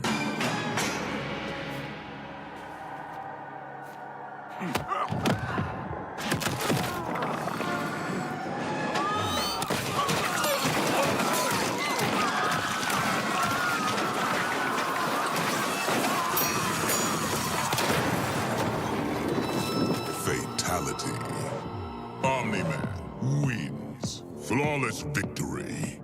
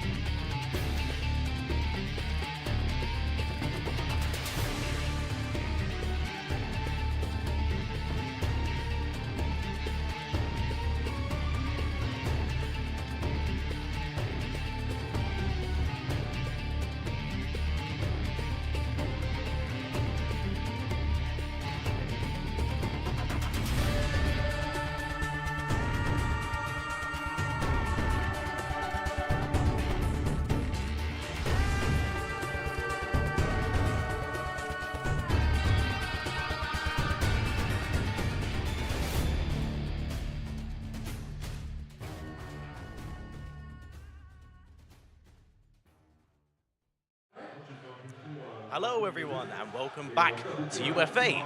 This time at the analyst table. I'm History Behind the Warrior, joined none other than Falcon as we go over some of the highlights of this top 8 so far.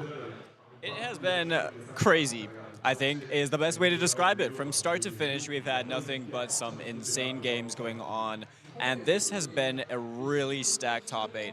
It really has. And talking about the top 8 itself, Yep. I think the real tone setter that really got things going was actually Arcstar versus MK Javier.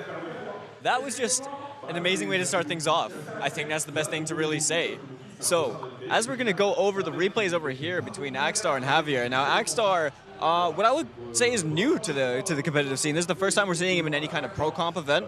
Does a lot of performances online and everything. We've talked about him during the USA versus the World exhibition. And Javier, this is his first offline. But that right there, now we're going to talk about some of these things because he had some insane presence of mind to confirm this and then get the kill for how much damage was it? Probably like close to 50%. And let's not also forget, when it comes to playing a character like Striker, you do have a smaller health pool because of the 50 health that is taken away. Plus, it was a really ballsy read. And jumping onto our next clip here was actually the second really big one, which was VGY against Boki. Now, the reason why this was super big is because this went neck and neck to the very end. And when you thought that VGY was kind of out on death's door, stand to fatal blow into the round. He was a robot for that. I mean, I don't think any of us could have really expected that. The crowd over here has been getting loud as well. When the moment we see VGY pulsing off like that, it was insane. However, Boki completely stole back momentum. Everyone was at a loss for words at this point. I mean, VGY over here was 0.1 health. It was a wrap at that point because of the chip damage. And then in the last match that we had before we cut over to the break, we had Gur and a Foxy Grandpa. I wouldn't have expected anything else from either of these players, both being extremely experienced in their own right. So it was great to have them here, great to see this, and good to have them. Honestly, there was a situation as well when Gur and Foxy were playing. And in the first game, it went to a timeout situation. We saw Foxy running away. Pretty much, you know, both players' health were relatively the same. Foxy looked at it, thought he had the health advantage, and started to run away. But Gur won. I don't think even Gur realized that he won that. The moment it came up with the Garrus wins, he was like, and just happy about it because 950 health. The health percentage for Gur was higher. Exactly. And at that point, I think Foxy really just made a big miscalculation on his part and wasn't prepared for that to be the case. Yes, but that was the clutch factor of Gur. Even if Foxy did one, well played on both sides. But we're going to send things back over to our wonderful commentators, Ketchup and Mustard, to continue this top 8. Enjoy. Thank you so much, gents. Great job. Welcome back, of course. We are Ketchup and Mustard, and we are ready to continue this top 8 commentary for what should be some pretty fantastic matches. I think we've already seen how things are shaping up so far. We have a good reason to be super optimistic. Look who's stepping up. Oh, this is... So, okay, we're cheating because we can, like, see you the can't players see what we down. can see. We've got the monitors. We can see the next match, and it's Boki versus Kanamani. So I want to immediately say in this match, Kanamani is very, again, he's one of those players who, and I felt we're saying this about so many people this weekend, new to offline major level competition. There's so many players here. It's their first tournament. It's their first time traveling, their first time attending a major, their first time playing on stage, playing on stream in person, whatever. Boki is not one of those first-timers. But one thing I will say is Kanamani, as he is so successful in the online space, a very, once again, by-the-book player. You know, he kind of like understands the game and what he should be doing. I know he plays a lot of online, but in this kind of sense, we saw Kanamani look kind of uncomfortable in that first set against Tekken Master, and Boki could not be calmer. You know what I mean? Like, he is absolutely calm, collected, unfazed by the stage, the lights, and all the crowd noise that comes with it. I don't know if I can say the same thing about Kanamani. I wonder if that is going to be the real enemy in this match. Honestly, I just hope that Kanamani has had, and I'm sure he does, have a good amount of players around him, keeping him in the right frame of mind. You know, if I'm with someone at a tournament and they're super talented, but they're new to this stuff, you got to have people around you to just constantly reassure you to say, mate, don't sweat it. You know, just keep yourself calm. Don't get uncomfortable by this stuff. You can get really overwhelming, but don't let anything take you away from the game. I'll be honest, no, we even saw that in pool play from just a little bit of reassurance goes a long way when you're new to this stuff.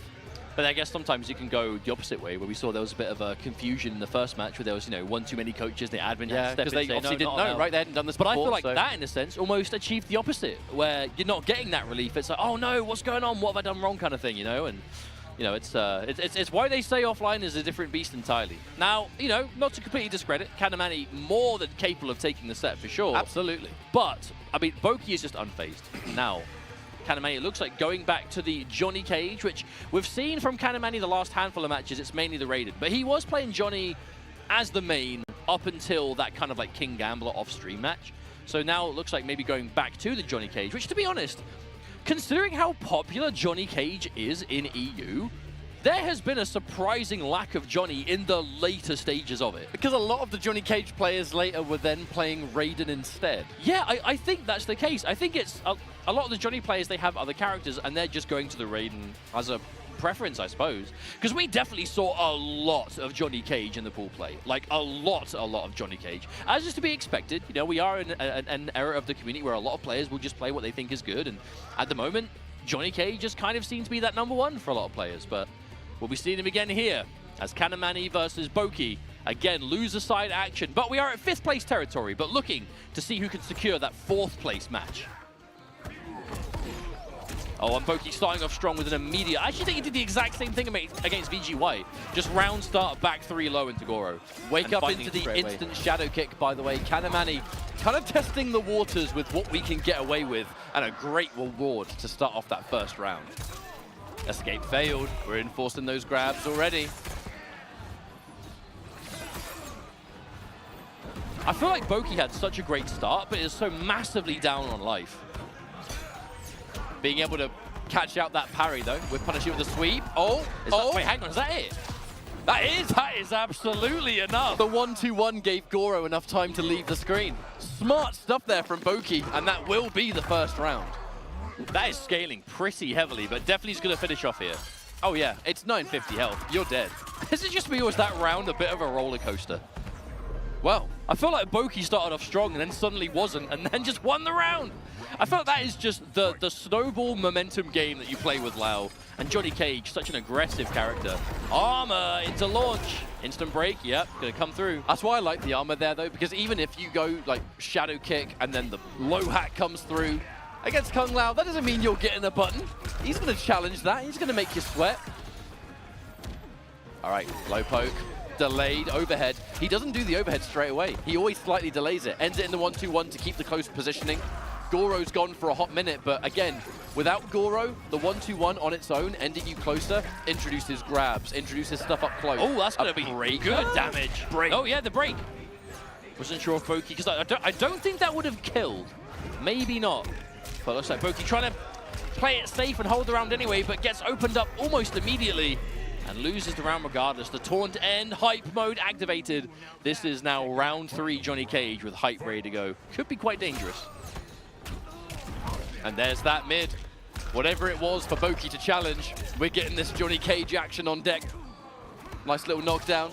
Escape failed. Goes for the less obvious throw direction. Smart stuff there from Kanamani. The block on the armor too. Ready to accept it and just wait. Low pokes all day. The staggers.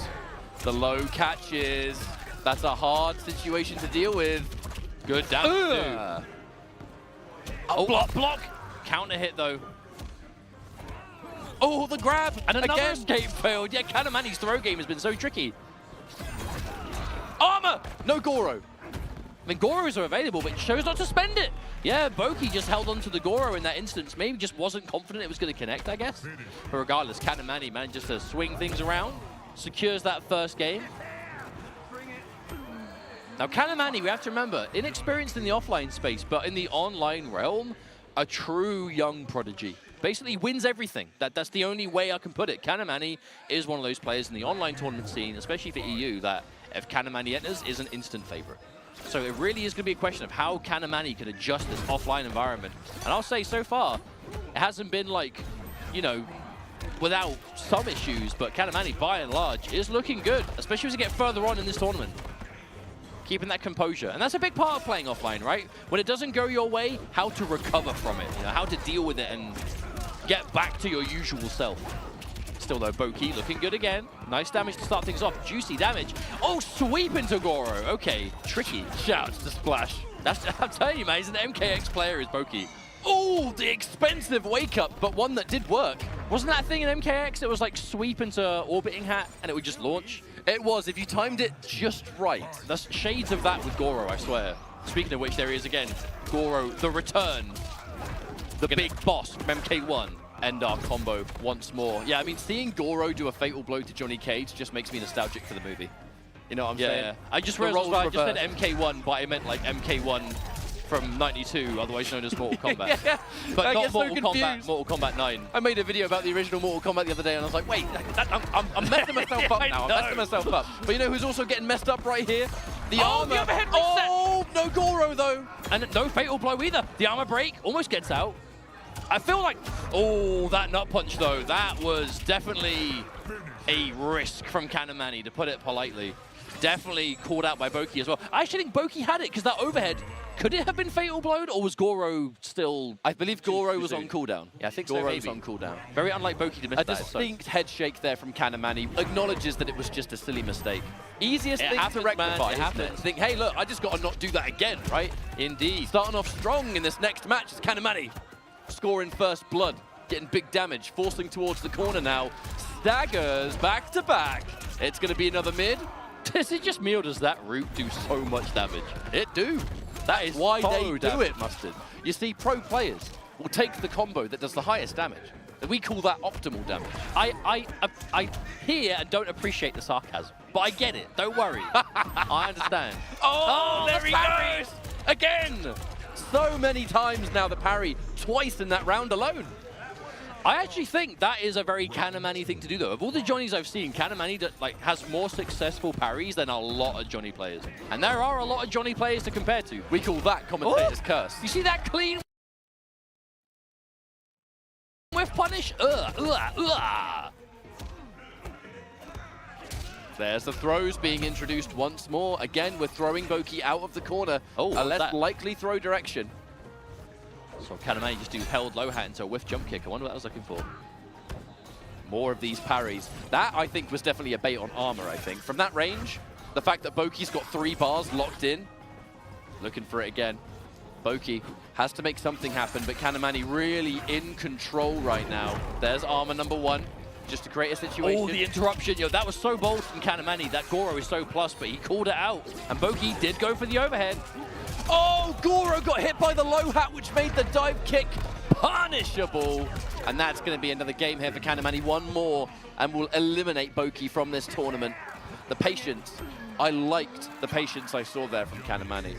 Boki had all that meter. Boki had Goro ready to go. I'm going to sit at full screen. I'm going to throw the occasional low hat, but I'm going to allow you to make the first move. It's probably going to cost you some sort of resource. Johnny Cage, let's not forget, with a 6th frame, down 1. That could have been a huge punish from Boki. Got the armor break, wasn't too much more. Never mind. All right. Okay, an opening. Oh, that was just a hard read from Kanamani that didn't work. And now we're going to meet you with even more. Ooh, the 2-bar wake up. Wait, this? Oh, hang on a minute. That was expensive wake up from Kanamani, that 2-bar. But the parry, no, didn't get the punish. Too slow. Oh, the right decision, but the wrong timing. I mean, if Kanamani got that wake-up nut punch, there would have been confidence to make that full comeback. And we were seeing Kanamani full speed ahead after, so I think the confidence was there, just not the right timing, I guess. Boki now has the round, could potentially tie this up. Escape failed. Again, Kanamani consistently going for the less obvious direction of a throw. Uh-oh, hype mode. Yeah, that's scary. Especially with Kanamani, you know, he's got the execution for those. Oh, absolutely.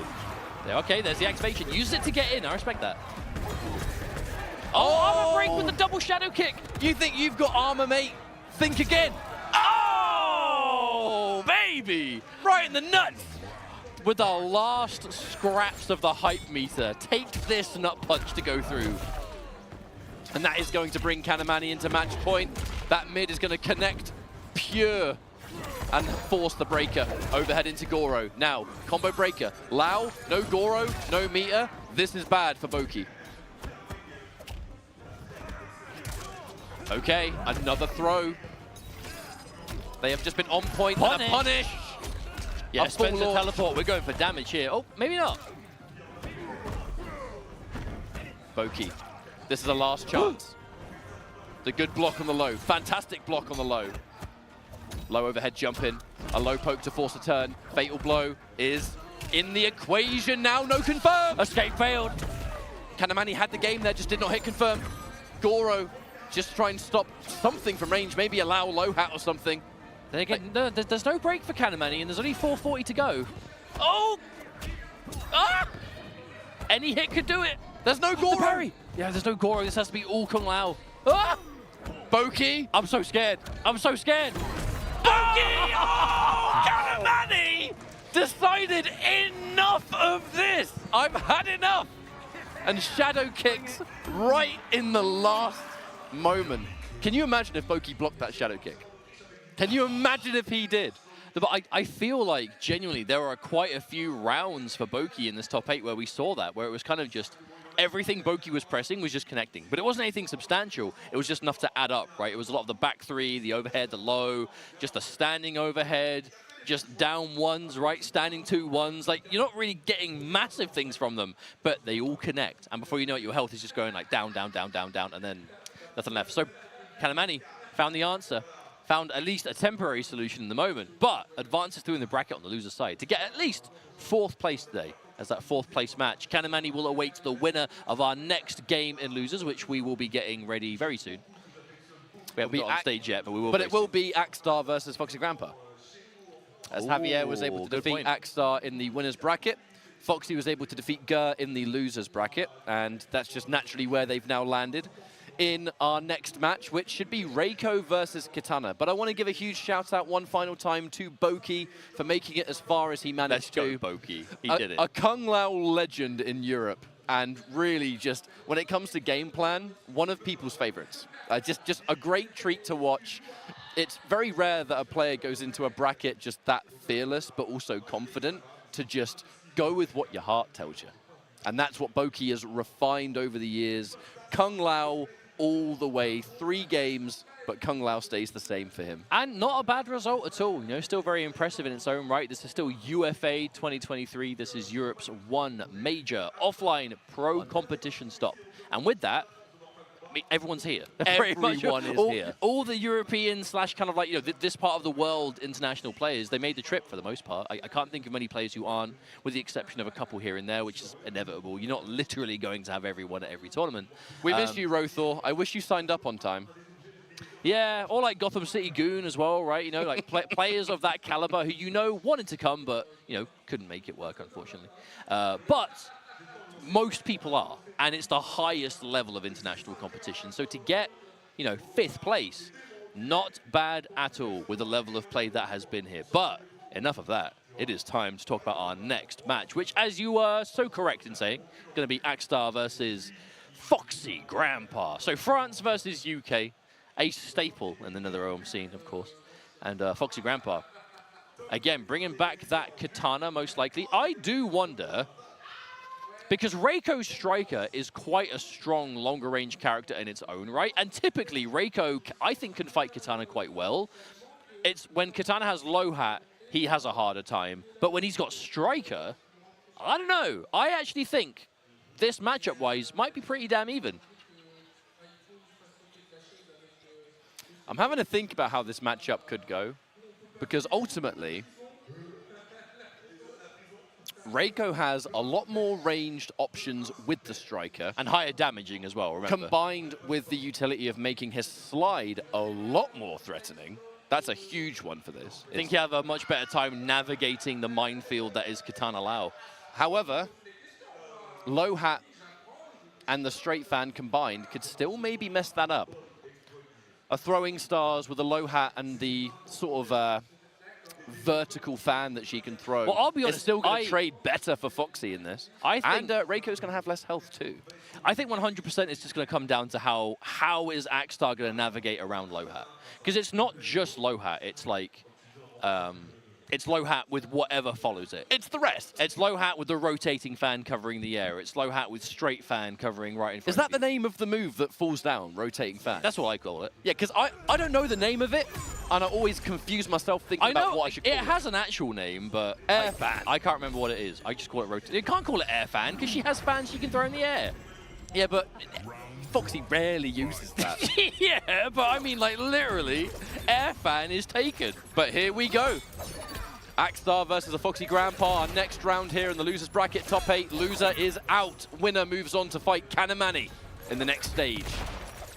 And already Axstar kind of forcing Foxy out a little bit, forcing him to retreat. No significant projectiles have landed yet. The flawless block on the EX stars, crucial part of the matchup. And Foxy not taking as much damage from those stars because Kung Lao absorbed the hit. Now, we will be seeing Axstar go for a lot of these stars. Remember, when we're talking damage, I think I'm going to go on record and say that I believe Reiko's projectile is the highest damage meatless projectile in the game. If you hit all the stars together, it's about 80. I'm not sure if it's 85 or if it's 87 damage, 0.50. But it's definitely more than anything Katana is throwing. You know, her straight fan is 80, rotating fan is 80, so if they're just straight up trading, Axstar will come off better. The problem is the stars are high, and she's got all these mid options at the same time, especially when Low Hat is kind of piecing it all together.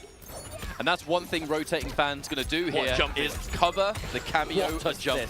Striker comes in, he may be wearing his cool backwards cap, but he's not safe and protected from air fans to hit him. How would the backwards cap protect him from projectiles? Look, if you're going to get hit in the head with a throwing fan, would you You'd at least wear it forward? No, but would you want the brim? Would you rather have a hat or no hat? Right, that's my point. Hat forwards. Hat or no hat, though, that's my question. I mean, yeah, I guess so. Exactly. By the way, timeout. I know. Now, what I wanted to bring attention here, this real zoning game style is something that Foxy is refined. You know, like he is so comfortable playing this kind of match. It's forcing the matchup to be played in this fashion. And that is what the Katana Lao team does. It absolutely slows things down to a halt. Because that's what Katana, I mean, especially this team particularly, is able to really make the most of. You know, Katana, she has long-range buttons. They're very confirmable. They're not the fastest. She doesn't have a huge amount of advantage, you know, your overhead low mix-ups, whatever. This is what she's good at, especially when Lao is there to help kind of, again, you know, keep the playstyle together. But when you're Axstar and you find the opportunity to get a big hit, you take it. Even if it just gets the breaker, that's 3 bars that Foxy now doesn't have to play with. But I have to say, you know, it does become somewhat of a, and that's the 3rd time we've seen that happen, by the way. Striker taking I feel like that Striker is just being removed from this game. He's just getting hit by all the... Anything that Foxy's throwing, Striker is just eating. And it's not in the game. We're not seeing the grenades be able to get used because he's never there. Quite rightly so, though. Axstar used that one instance to enforce, you know, getting some sort of plus frames from a projectile. That is now what I call Striker, because Foxy's not going to have time to enforce that rotating fan anymore. Oh, guess, high or low? No, oh, he made the read! No, that is a 50-50. If Reiko, for those that don't know, if Reiko does Fatal Blow point blank like that, it is a 50-50 of ground version or air version. And ground version is unblockable mid. Foxy guessed right. That is all there is to that. But again, just to bring us back, this ranged style of play, there's probably some people out there that, you know, are frustrated watching it.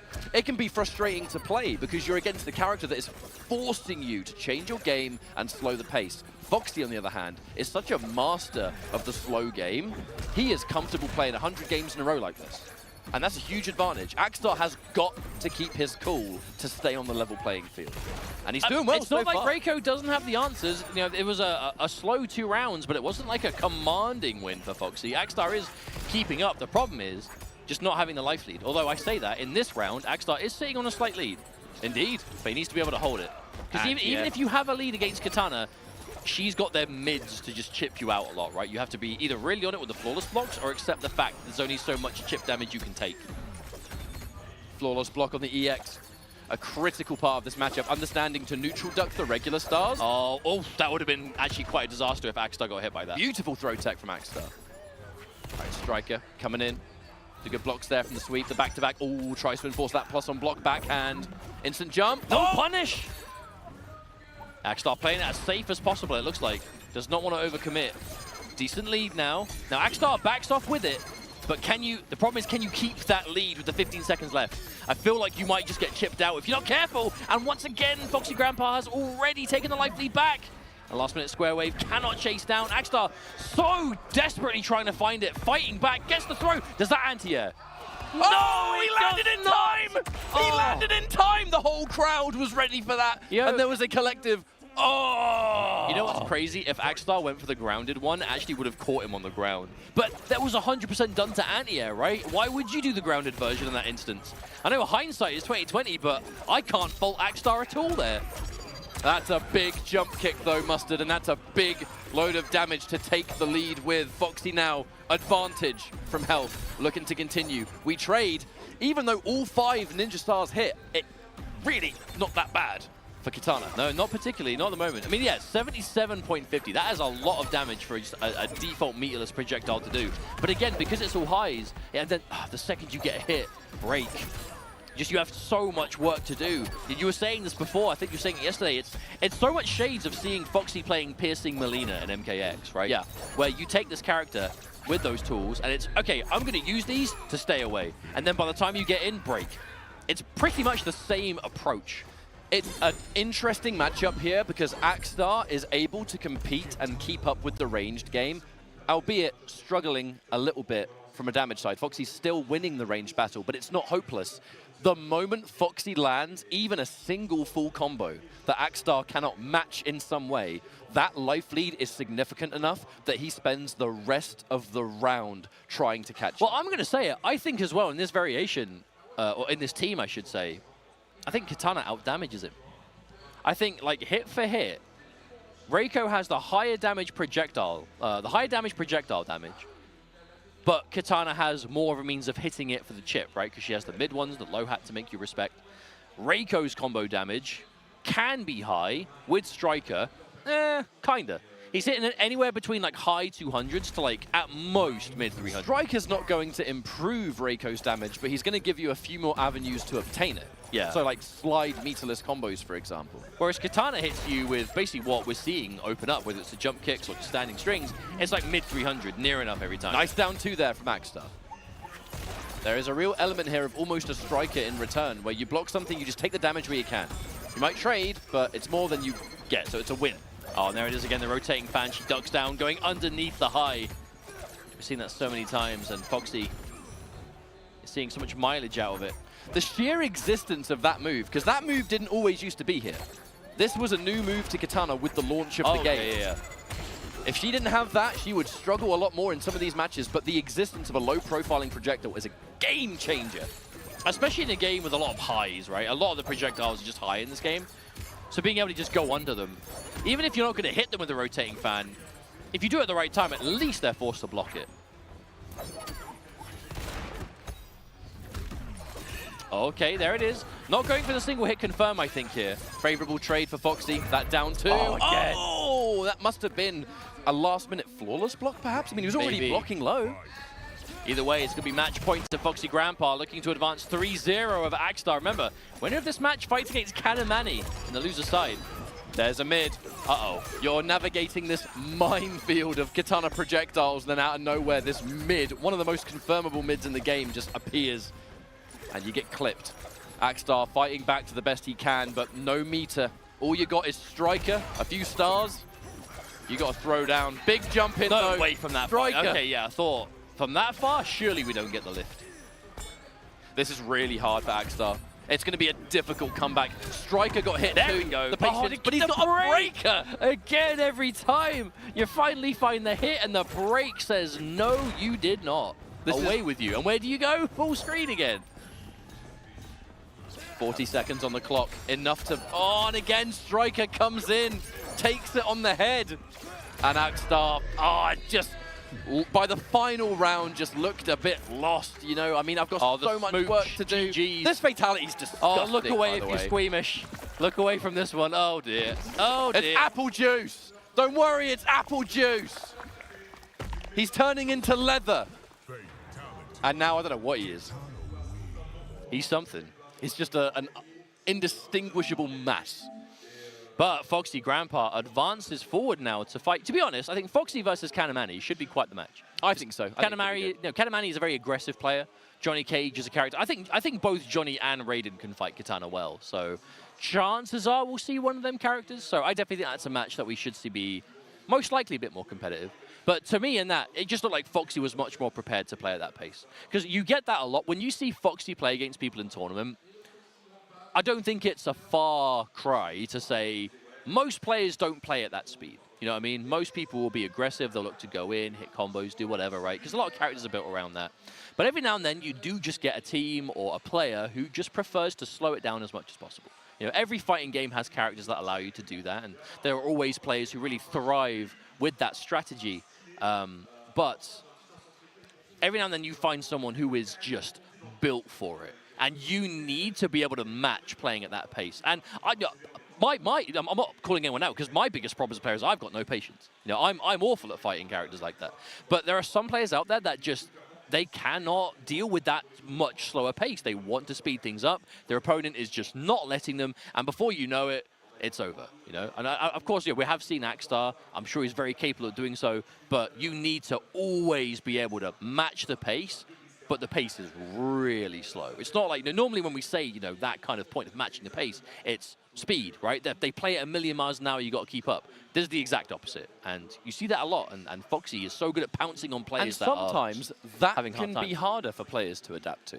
Yeah, I think Because so. way more players play hyper-aggressive and in your face than the opposite end, so your access to that style of play is a lot simpler. However, we've talked about that match enough, because you can clearly see we got 2 players in front of us ready for winners finals. MK Javier, in my opinion, the best Scorpion in the world right now, bringing this character to new heights, versus Tekken Master, a living legend, the man that single-handedly, back in the day, put the Middle East on the map with Mortal Kombat. Absolutely. This was the MKX days, Tekken Master doing so much work to give that community in the NetherRealm scene a spotlight for once.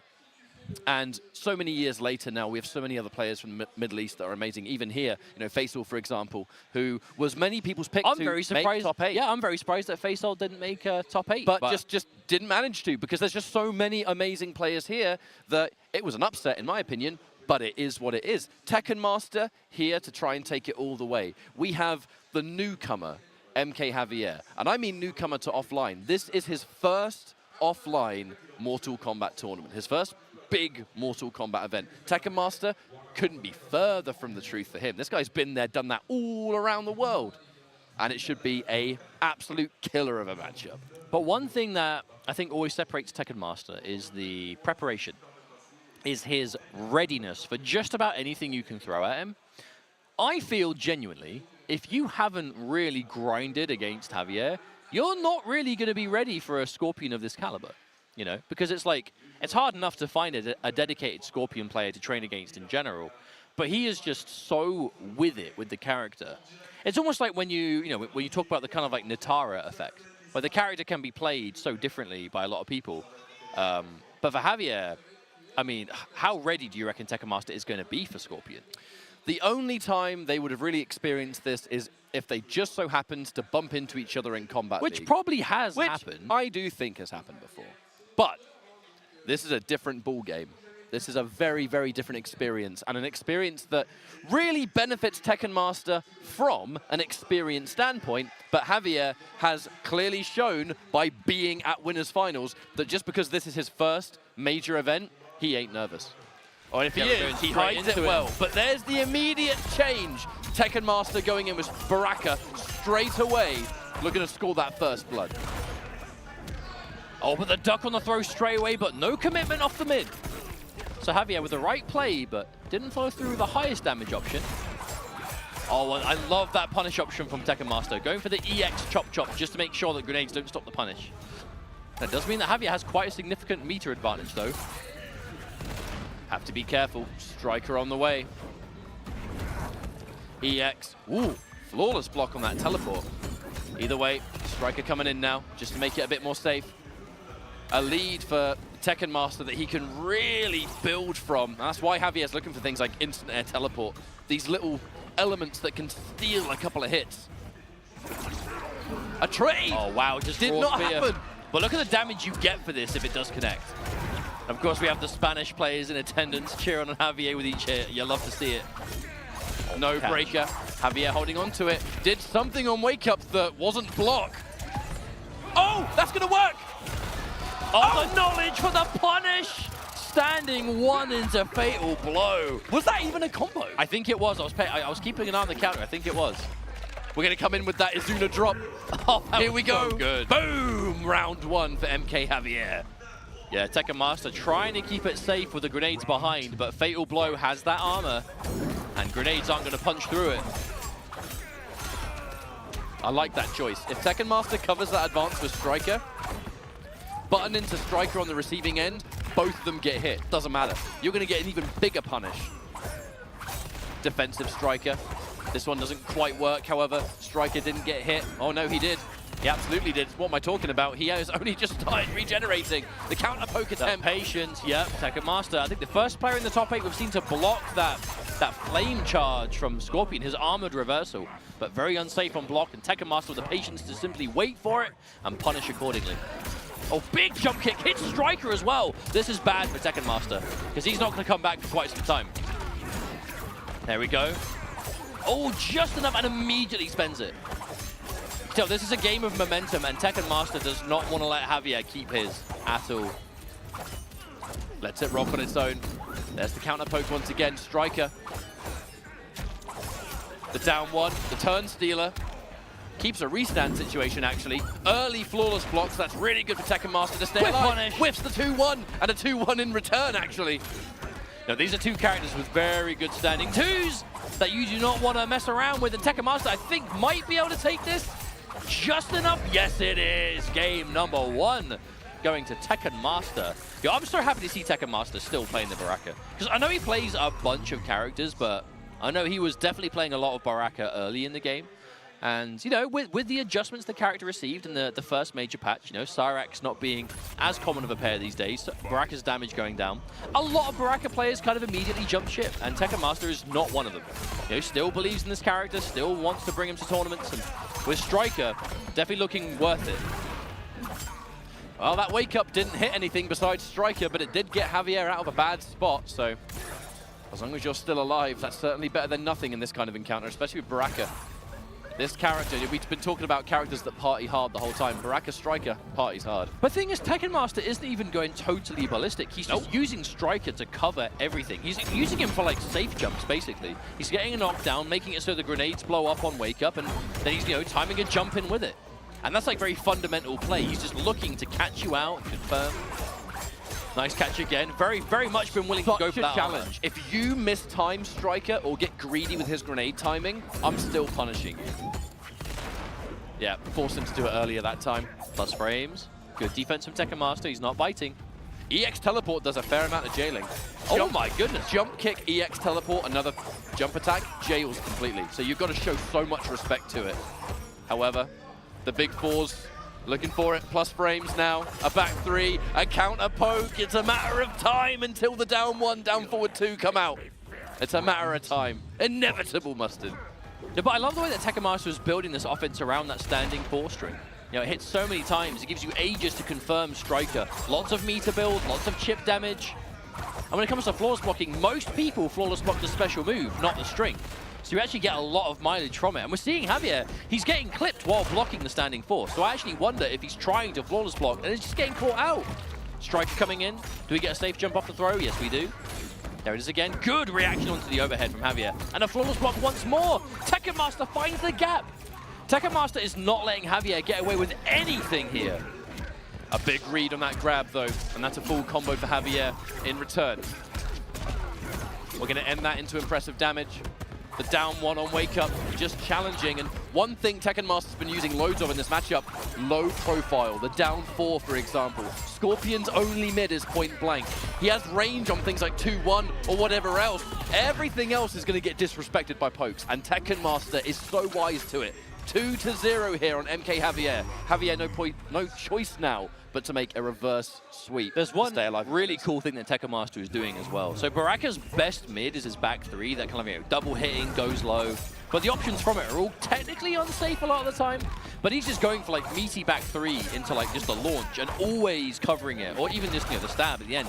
And just always covering it with Striker. He is playing such a fundamental game that is being completely just, I mean, just bodyguard Striker, just covering everything along this, like, very fundamental style of offense that is working so well for Tekken Master. The delayed wake up to get around, a throw, a gamble at that health, anything on a punish would have done it. And Tekken Master still, massive life lead. Oh, the reaction. No, you don't. And the readiness for the Scorpion matchup. 3-0 maybe, grand finals for Tekken Master on the horizon. Unless Javier can make something work here. Doing a little dance. Look at him go. Almost wonder if Tekken Master is just trying to like fake out a fireball, or if that is just, you know, getting a bit comfortable. I mean, oh my goodness, that is 3 separate answers he has done for EX Teleport. The first one was an up block, the second one was a down 2, and the third there was just a 2-1. This teleport isn't allowed to do anything here. Flawless block to shut it down, and reversal punish. Yo, Tekken Master labbed the hell out of this matchup. He must have done. He must have done. I was saying, I wonder how ready for Scorpion Tekken Master is going to be. Clearly the answer is extremely ready. As ready as I think he needed to be, because he is looking completely in control of this matchup. Javier finds a reversal, but what can he do? Another flawless block. He's flawless blocks every single spin off down 3. Every single one. And the dash. Oh, finds the blade touch. Tekken Master almost looks like he was toying with Javier at the end, and finds the cleanest 3-0 and a grand finals position. Complete and utter denial of not only a character, but a player's tendency. He stopped everything from working. You can tell that Tekken Master must have, at some point, looked at all of these Javier matches and just picked apart the key details of what are the things that Javier does a lot. A, lots of teleports, right? EX teleport. B, more importantly, down 3 into death spin. Death spin into striker grenade. There are some really key aspects of how he plays this matchup that has worked so well. Tekken Master had an answer for every single But think about it. But what does that leave him with? Javier. I feel like Javier was going through the Scorpion playbook the entire time. You know, like death spin into striker grenade, teleport to try and find something to get some advantage, whiff punishing with standing 2, you know, just anything. Anything you normally see Scorpion thrive off. The down 3, they're really looking for those long-range pokes. And everything was being denied by Tekken Master. He was ready for literally everything that Javier was going to throw at him, and that's why he's in Grand Finals winner's side. And that does mean that Tekken Master is our first Grand Finalist of this tournament. And there's only 4 players left. We're going to find out which of the other 3 is going to join him. But before we do so, we set up our next final set of matches, I'd like to remind you all about some official Mortal Kombat stuff you can get your hands on. First of all, Mortal Kombat 1. The game itself. The game itself, across all versions, standard or deluxe editions, and the platform, can be purchased for 30% off. This is part of the Black Friday sale. You can check it out here and just get hands-on. If you want to learn this game, it's a great time to do so. There is DLC on the way. We've just had Omni-Man. We've just had Tremor. We have more DLC to come. I'm very excited for Quan Chi. Cannot wait to put Sector and Quan together. Of course. But it's not just that. You can get your hands on some official merchandise. Go to wbshop.com. Get your hands on whatever tickles your fancy, really. You can find it all over there on the website. Have a look. Maybe you'll find something you like. Pick it up. You'll have a good time. But thank you so much for joining us so far. We are going to go for another break, set up our final stretch of matches. The highest caliber remains to be seen, and it's killers only from here on out.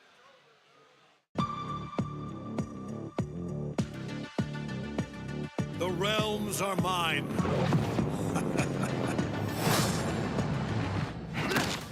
Think, what good would your death accomplish? Inspiring future generations to oppose you.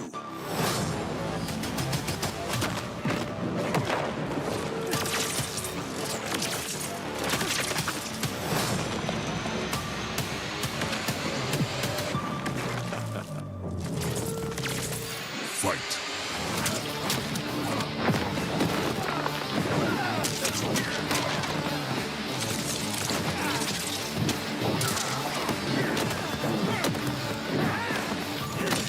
Highly doubt a blind swordsman can kill me. Sento and I are more than meets the eye.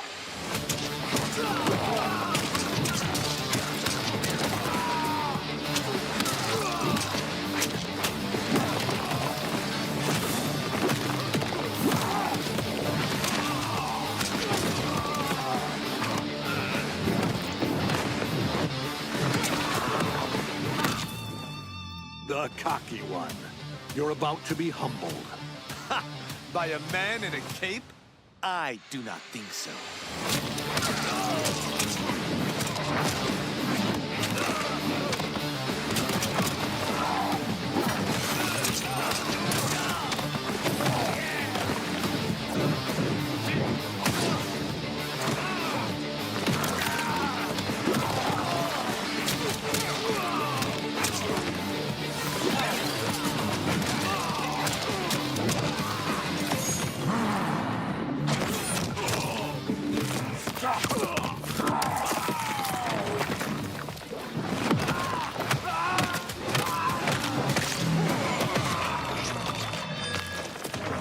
Finish him.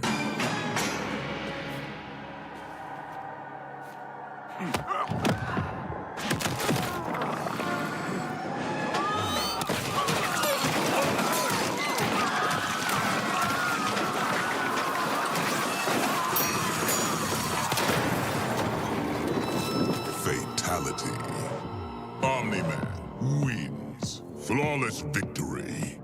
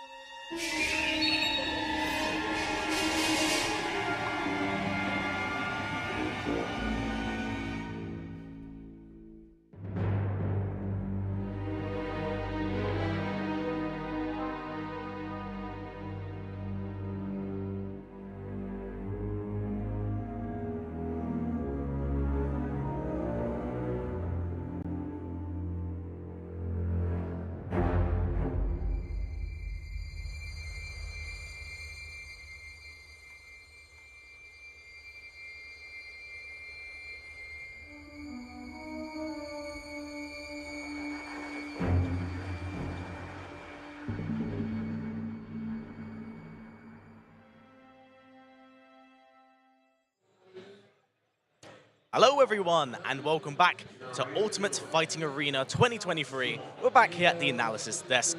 I'm History Behind the Warrior, joined by none other than Falcon, to talk about some of the highlights we've had over the last 3 games. It has been crazy. This whole top 8, like we were saying before in the previous segment, things have been wild, and the last few matches have been nothing short of bringing forth just some great content for all of us.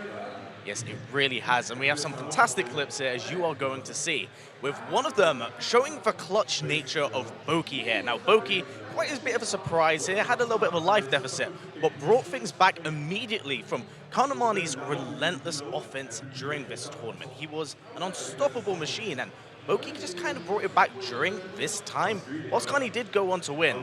And Boki's clutch factor was just incredible and immaculate. But, you know, at the end of the day, Kanamani self-proclaimed saying this is his era. I mean, Boki has had an insane path this entire tournament and has taken out some incredibly strong heavy hitters. Whether they're from the international scene or have performed in such, But speaking of international scene, Javier at his first offline performance has been doing amazing, but Tekken Master is showing why he and the rest of the Middle East scene believe Baraka Striker to be incredibly strong. This guy has pretty much been wiping the floor with everyone he's played against. 3-0 against Kanimani, 3-0 against MK Javier, and he has himself in an exceptional position in Grand Finals winner's side and really hasn't been pushed to a point where he looks like he can be stopped. Yes, he is without a doubt arguably the favorite to probably win this right now because he has been running a train 3-0, relentless, non-stop machine. I expect anything less from him. With that said, I think we're wrapped up here, so I'm going to pass it back over to our wonderful commentators so we can continue with our matches. Thank you very much, guys. Of course, welcome back. We are ready to get our final few matches underway here at the Pro Competition Top 8 here at UFA 2023. And there really aren't that many players left. We have whittled down to our final 4. I mean, we're looking at our next matchup, which should be to get into losers finals. So Foxy Grandpa and Kanimani are about to go head-to-head. Whoever wins this matchup will then face off against MK Javier in the losers final. And that will, of course, decide our final grand final. Well, especially after that winners finals, I genuinely believe that Tekken Master is now like the player to beat. Now, I know that sounds obvious, but I just mean in terms of how prepared he has looked the entire tournament and how good he is looking in this top 8 specifically.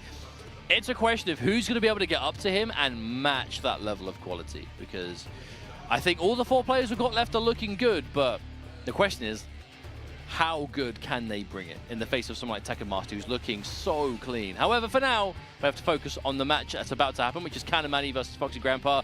I feel we can kind of rinse, repeat a lot of the points we were making when it was Kanimani versus Tekken Master. To be honest, you have that young prodigy of the online realm winning everything in the online space. Foxy Grandpa been around for years in the NetherRealm scene with massive success. The slight difference here will be in the matchup. A big thing is that I think a lot of players unanimously agree that Johnny Cage has like a slight advantage over Katana, but I feel like at this level, it doesn't mean a huge amount because when you're playing at the highest level, you're going to know these matchups, and it just comes down to how dry Foxy can keep, because eventually Cage is going to get in, and it's how you defend against that, while in between that do as much range damage and hit and run as you can.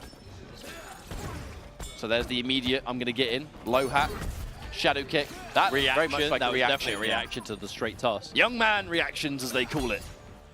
Oh, all right, just dashed in and throw, that's how we're doing it, that's how we're starting this round. But there's going to be a low hat, and there it is. Waiting for the parry, and Foxy, I mean, a punish on the square wave, but you still get out of the corner, and that's mainly what Foxy wants. Into a big punish now, we're going for the optimal. You know what, I like that. Recognizes that it's not going to be the full optimal, and just goes for, like, the setup instead. Down one, a little bit more, waits for the inevitable low poke. Johnny Cage is down one, is the fastest in the game, so you have to show it a lot of respect. Low hat, and that is going to be the first round here. Very uncertain, I would say. I do wonder if Kanimani's going to start kind of trying to squeeze out a few attacks, some reaction shadow kicks a little bit more. Not sure if that was intentional.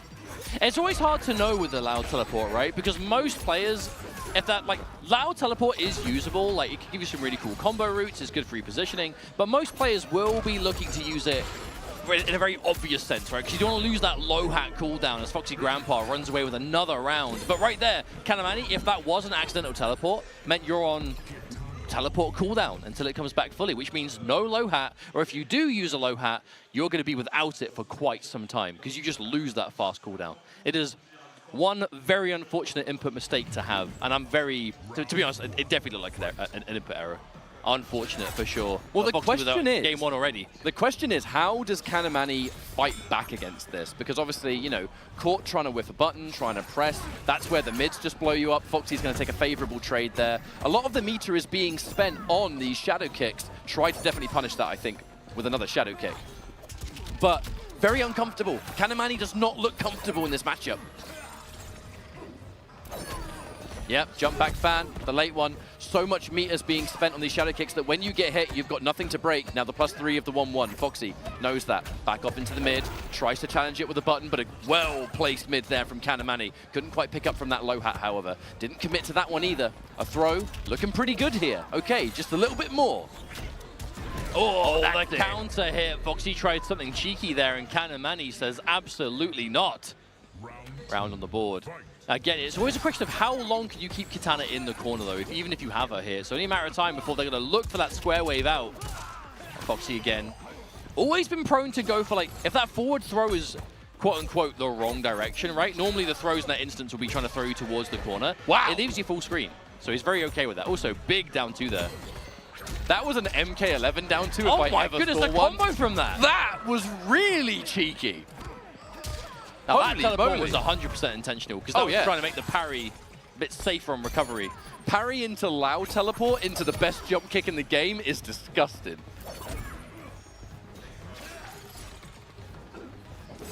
And The dash underneath. Foxy used to do that all the time in MK11 at Nightwolf Tech.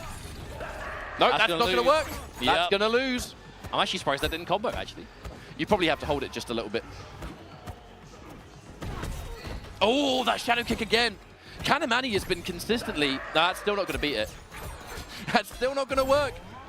Another And parry. still going for it. Kanamani will not be deterred from these parry attempts. And there's the rotating fan to cover the jump. I will say, it didn't work out for Kanamani, but very, very insistent on going for the parry read. Which, to be fair, that's a lot of information to send to your opponent. Like, Nice, I'm going to they do it. confirm. That's a full combo. Almost coast to coast. 2/3. There's that low. Foxy clipped by it. Maybe expecting a stagger, perhaps. Either way, the throw counter. Creating a bit of space, but this is Cajun Lao we're talking about. It's only a matter of time until he closes that distance himself. Advancing mid. That mid has just been such a wonderful tool. Drops the combo. Not a drop, but never mind. Manages to salvage. And that is the round. Kanamani ties us up 1 game apiece. That drop could have been a disaster, but instantly rectified. And Kanamani looking good still. A much better game that time, to be sure.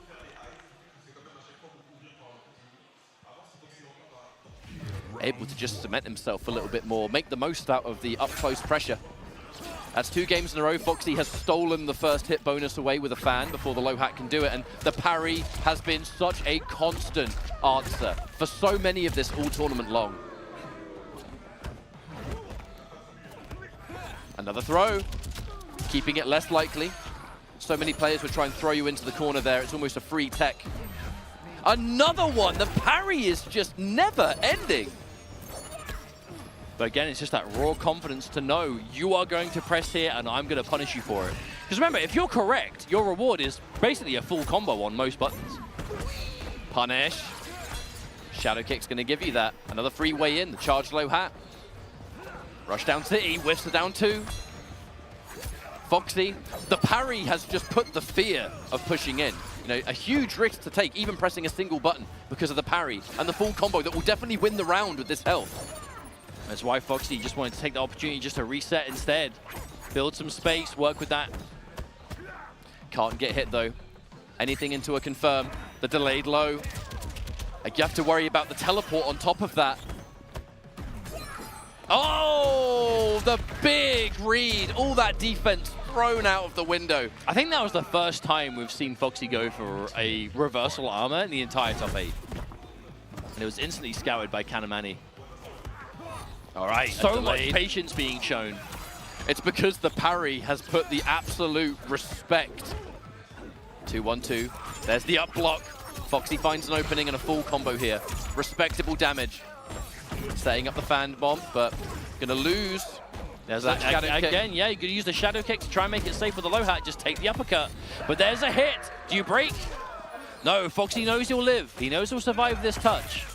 Saving the break for what follows. But what follows could be something as simple as a shadow kick. So Foxy might not actually have a chance to use them. Actually, wait, is that dead anyway? Actually did it. 550? Excuse me? All right, I'll hold my hands up. Not for a million years did I expect to do that much. And by the sounds of things, neither did Foxy. So I think actually, could Foxy have broken? I don't think he got cameo hit, did he? I'm pretty sure I could see. I'm fairly sure he could have I'm pretty sure Kung Lao was available. Either way, that's a lot of damage. My goodness. 550. That does put Kanamani in the lead in the set now. Officially up on games 2-1. Remember, winner of this goes to losers finals to fight MK Javier. No doubt the Scorpion lies in wait. Tekken Master. Man, what a coach. And this could be Foxy's last chance here. It was a really convincing first game, but after that point, it's been all Kanamani. Because it's been more about the up close. Very, very, very much so. It's been less about not being able to get in, because you're going to get in. Johnny Cage cannot be zoned out, especially if you're playing Johnny Lau. Like, it's just a matter of time of when he gets in. Especially in the hands of someone like Kanamani. Reactions again. Shadow kick, fast enough to do so, and that's a full pickup now. Kanamani gets the knockdown on Foxy. Waits for the down one. That was a good choice there, but lots more work to do. Oh, having whiffed that up block gave Kanamani no time to do shadow kick, so that one's free. The rest won't be. Takes the favorable trade once again, but again, the low hat and neutral, it's just, as long as there's meter, you're gonna get hit by a shadow kick. Another parry. Waits, tries to go for a launch, but no punish from Kanamani either. Could have been worse. Plus frames. A little bit of patience there from Kanamani. It's a matter of time. Delayed throw, another one. But again, Johnny Cage, a low hat and a dream. The combo. And made the hard call. Oh, the break. All on a breaker. But you have to be careful. Anything will do it. There it is. The low hat being reacted to every time. Foxy has got to stop. But the problem is, if you don't throw low hat, Johnny Cage is just going to walk his way in instead at no cost. That's what we were saying before. Johnny Cage is definitely a character that can fight Kitana, right? Especially if you've got that Lao. But it's just that shadow kick. It's so fast, the EX version armored. If you have the reactions and you have the meter management, takes those really plus frames. Plus frames into a launching mid, thanks to the nice little hit confirm there from Kanamani. And this is looking like the last sequence for Foxy. The delay, the walk up. I mean, to take that throw there is a scary game to play. And it's looking like Kanamani's gonna move all the way through. There's a hit confirm. And that is gonna be it. Foxy Grandpa out at fourth. Kanamani taking it. Moving on now to fight MK Javier in the losers finals. And that is Kanamani as we were hoping to see in this top 8. You know, we have to remember, even though he is inexperienced in the offline tournament realm, online tells a very different story. You know, Kanamani, season champ for Rips Arena and various community tournaments over the years, is always looking to compete and is always doing well. And that, of course, dates back to the kind of like real kind of online era, I suppose, of like MK11 onwards. So it's only been a couple of years of regular competition, but it has been more than enough for Kanamani to establish that reputation. And that's why Kanamani is going into his first offline major appearance with so much expectations going in, right? Like, he is still seen by quite a few to be a favorite to win the entire tournament, despite not having that offline pedigree, because of the sheer level of success he's found in the online realm. And now, of course, taking out a player like Foxy Grandpa, that is quite the name to add to your tournament resume. And Kanamani now moving to minimum third place, where losers finals MK Javier awaits. Now, I've got to say it, not to be, you know, kind of bringing the mood down or anything, but Tekken Master awaits in grand finals. Both the players in losers finals currently are players who have been looking absolutely unstoppable in this tournament until they fought Tekken Master. And that's both the same for MK Javier and Kanamani. They both were looking fantastic. They fought Tekken Master, swift 3-0, you know, for both of them. So they're both going to be hungry for that run back. They're definitely going to want to get that rematch against Tekken Master. But you've got to wonder, if you're Tekken Master and you're watching in this crowd, you're probably feeling pretty good right now. Tekken Master's going to be confident. There's no two ways about it. Decisively defeating both of the players on stage right now. However, always a chance that that next gear shift could activate. But they don't have a lot of time to do that. And they don't even have time to consider that, because right now they've got to focus on this match right here. This is to get into grand finals, a considerable amount of change, you know, the financial side of it, you know, between third and second. Second, it's going to be more than third. That's just the way it is. We have to remember. And then the points as well. Yeah, this is a pro competition event. And, you know, for those of you watching that might not be aware, that is the MK Pro League, pretty much. It is the World Tour, as they say, where there's a leaderboard of points that you attend pro competition events. And as you place in the higher end of things, you win points. And the highest point earning players are invited to the World Finals later in the season, where we then obviously crown a champion. So prize money on the line, as there is a prize pot given to all the pro competition events so far. But again, if you're talking early season, it is those points that these players are wanting to obtain. Especially the players who know they're going to enter the online events. They maybe will be able to go to Combo Breaker later in the year, perhaps the Latin America tournament when we eventually find out what that is. Any points you can get now will only serve to make your job a lot easier as you move through closer towards that final combat. Well, we're just closing up our button checks here. Very soon we'll be jumping into this losers finals. I'd like to thank everyone that's tuned in. Thank you for sticking around. Hopefully you have enjoyed the show so far. Has been quite the story. You know, we have 2 new players, and certainly not new to Mortal Kombat, but new to this environment. And the veteran lying in wait in grand finals. You know, ultimately, is it going to be the new blood or the seasoned veteran? It's a story as old as time in competitive games, isn't it? Especially with new installments of games. I think there's a reason we're talking about it so much here at this tournament, because I feel like half the bracket is like first-time players. Genuinely, there's so many online EU players that made the trip out to UFA. You know, they wanted to get their first opportunity to compete in a serious tournament. Of course, UFA has been exactly that. And, you know, it's a new game. MK1 is still only a couple of months old, which means plenty of time for players to discover their kind of competitive drive and desire to play in tournaments and do exactly that. And we've seen it so much here at UFA, here in France. And I've got to say, shout out to UFA, all the staff that have been running the brackets, keeping things good. Of course, the production crew, keeping a good show to watch. And, of course, all you lovely folks at home for watching. And I hope you're enjoying yourselves, as this has been a really good top 8 so far. And a great demonstration of what International Mortal Kombat 1 is currently looking like, even though we're only a few months in. I'm definitely feeling good about how the community is just developing the game. But here we go. We have started the losers finals, and the question is, who's going to meet Tekken Master in the final match of the day? Kanamani going in once more for that Johnny Cage. And as you can clearly see, we do not, again, have the health bars lowered. However, I do think that's why there's no overlay. You know at this point who's who. Kanamani's Johnny Cage, Javier's Scorpion. It would be shocking if it was the other way around. I'm really not sure how the players are undoing the lowered health bars. I don't know how they're managing that. Regardless, the important thing is, losers finals begins. Javier off to a pretty decent start here. Ooh, letting the 2-1-4 rock. Kanamani not ready for that final hit. I guess most of the time you are going to be so ready for anything into death spin and breaking. Confident the round was going to win, but then you just eat a back 3. You've lost all that meter, and now Javier is 1 round up in this first match. Good interruption. The interruption. Yeah, point blank, that down 3 I don't think is a block string into spin. Longer range, it's probably harder to deal with. I do wonder how hard, though, because Johnny Cage has got that 6 frame down 1. Might be maybe a little you want bit something more a bit more than that, I suppose, if you can. Defensive striker. There's going to be a trade-off, though. Both cameos down. And now here comes Striker for another time. It's going to miss, actually. Javier forced into this corner, just really trying to escape the counter poke of the armor.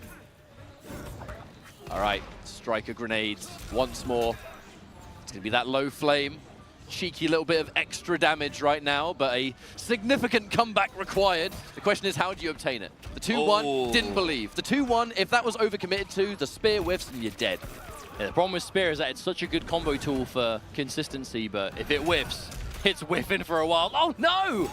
Still just went into the low hat, but Javier finds the standing 2-1, doesn't confirm, but doesn't matter. As Javier finds the throw, and that's going to be a game number 1 already on the board. Chose not to confirm, it looked like to me, because Kanamani had breaker, and a throw would do it. I think Javier let the 2-1 go, and was happy to just take the plus frames, and then force that strike-throw mix-up. The throw was going to land, give Javier that first match. The Scorpion off to a good start here.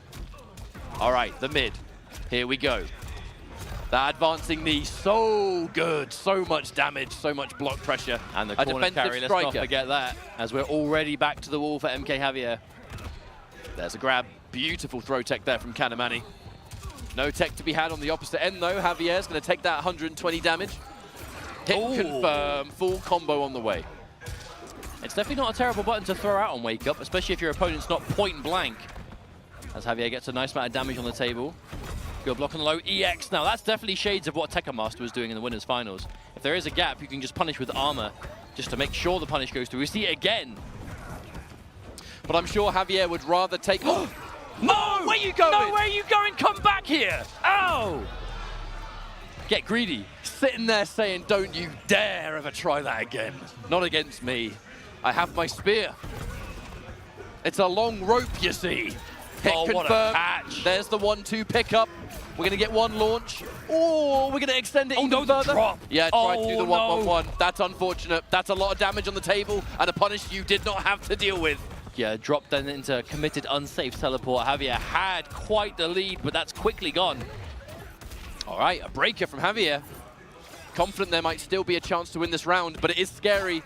Defensive striker isn't going to work out, though. We're simply going to trade it. And with no other options, that was such a good read. You're going to go for it, and I'm going to crouch. I think that was the first time we've seen that launch ducked underneath. You have to remember, that forward 3 launch, you know, the knee into the launch, that is a high launching portion. So if you do read it, you can duck underneath and get a full punish. Kanamani's been doing that quite a few times this top 8, actually, just a raw uppercut. If you just want to get some decent damage, you don't have to worry about cameos. Striker is on the cards, of course. Another break from Javier. Not what he wanted to break that low hat, but I think if anything, just to build some space. But still, back to the wall he is. Oh, that was cheeky. Kanamani tried to get away with hype on block, but Javier's not letting him. Whip punish. Massive whip punish. Okay, come back. No resources for Bar, but Striker is there. There's one striker ready. Oh my dash goodness. In mid. Wake up forward dash. Absolute fearlessness from Kanamani. That was crazy. So Javier had massive advantage after. So if you do a second spear in a combo to end, you just get massive same side knockdown advantage. Javier used that time to build so much space, like 3 backdashes, and Kanamani just woke up with 3 forward dashes. It's a button. That was a hard call out, and it paid off. Really good flawless block there, and there it is again, the reversal punish. And that's going to be a really good answer to start things off. I mean, the speed of that shadow kick just makes it so reliable as a reversal. And the forward dash, well, I guess the command dash into an anti-air for Kanamani. Starting things off pretty well here. Waiting for the low poke. The down 3 is going to totally whiff. That's just going to be advantage Johnny Cage because he's going to be able to work his way back in. Neutral duck making a hard call out, but one that's just going to pay off because now, again, full combo. Trying to do something risky on wake up, maybe even try to jump out. I mean, in that situation, every time Javier's doing well, we have neutral to play with. Cage puts you in the corner, it's a nightmare. No matter what your character is, Cage puts you in the corner. Optimal this time, standing 4 into launch. There it is again. Individual advancing button here. The grabs just to add a layer to it, just to make things even worse. Defensive striker is going to result in a full combo, but Javier quite low in the resource department. That's punishable. Ooh! Kanamani doesn't take the risk. Looking for it. Again, though, that's a hit confirm. Advancing mid. End it in the nut punch, and there is a fully stocked Kung Lao. Defensive striker, he misses! That is unfortunate, to say the least. I mean, Javier can win anything into Fatal Blow kills now, but Kanamani will know that. Oh, armor break! It's rare that you see someone standing at the sweet spot for the grenades to armor break by themselves. The defense. Javier with the patience. Punish the down 1. Again, good blocks. And the down 1 again from Kanamani. Chipping away at the tiny amount of health left. And now Kanamani is up on games, 2-1. 1 game away from that run back against Tekken Master. And I will say, when Kanamani played against Tekken Master in winner's side earlier on, Kanamani looked noticeably flustered. That's the only way for it. Now, if Kanamani can get that run back and keep cool and stay calm, we might be seeing a very different match, especially if Kanamani is playing like this. My goodness. The cleanliness in this gameplay. Kanamani. There's been some pretty delicious whiff punishes. Didn't want to commit, though, to that mid. And Javier wanted to keep things a little bit safer. Forward 3 into the overhead. We're going to get full hit confirmed now. Full combo time for Scorpion. Keeping it meatless. Striker is ready. Not bad damage at all. There's a confirm. That's going to hurt. Wait, what? Huh? What? Was that turned into a reset? It must do. I mean, if you cancel it, you still have it. Speaking of cancel, Kanamani cancelling into the EX Shadow Kick to make sure that stays good damage. And now match point against MK Javier. You can tell that Kanamani wants that run back. Didn't get the combo from the nut punch, but still all offense. The triple kicks, the punish, dashes through the grenade. Oh my Are you lord! serious? That was absolutely ridiculous, but so smart as Kanamani. A big jump in. Did not believe it would work. But really, I mean, the odds are stacked in the favor of Kanamani. That Johnny Cage, Kung Lao low hat, the 2-1-2, the turn stealing down one. Oh my and goodness. the grab does it with Kanamani defeating MK Javier. Minimum second place for Kanamani. A run back against Tekken Master lies in the wait. And there's one more match left to go of this whole tournament. You know that he's been looking for that.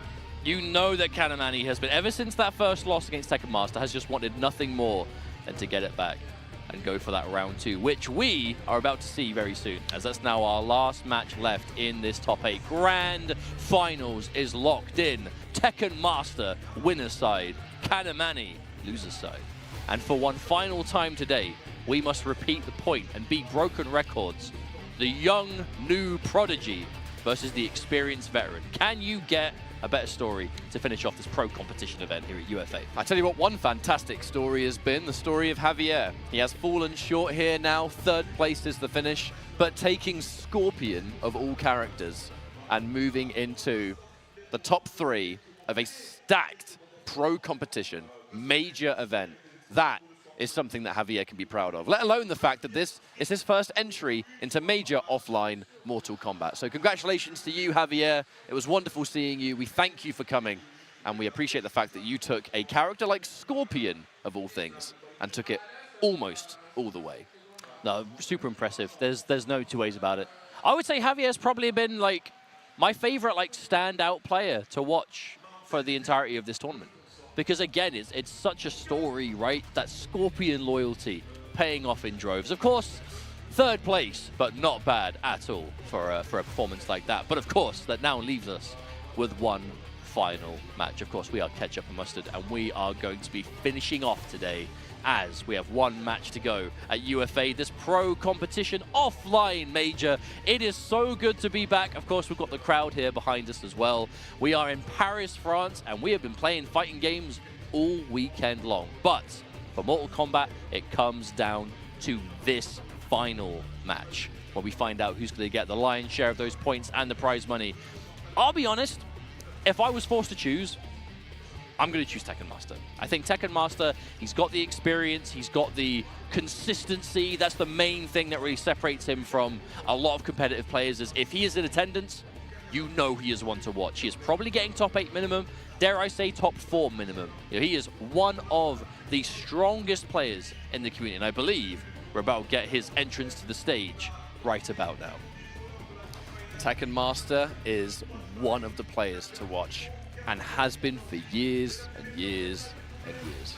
I'm just so excited to see whether he can actually bring it all the way. He was my pick to win this tournament. Looking at this top 8, you look at the level of play, and you look at, as you said, the consistency. Tekken Master is consistency personified.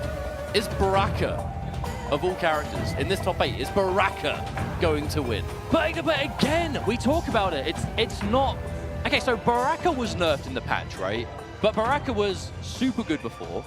But the only real change he got was damage scaling. Obviously, synergy with Cyrax took quite the hit, you know, for the traditional way you were playing. Now, if you still play Baraka Cyrax, it's, you know, I mean, I still play him. I do like a lot of self-destruct, but you're not playing him the same way, right? He took the character, Striker, and still making it work. Kanamani, on the other hand, we're looking at whatever character he thinks will get the job done, whether it's going to be Johnny Cage with various cameos, mainly Lao, I think, and then, of course, that Raiden with the Kano. This is what it boils down to. And remember, Kanamani, again, I know we're repeating ourselves a lot, a very young player and inexperienced in the offline space. This is his first ever offline major appearance, and 2nd place minimum, grand finals, waiting to face off against Tekken Master. That is quite the debut. I am expecting the Johnny Cage to come out this time, because when Kanamani last fought Tekken Master earlier today, it was Raiden.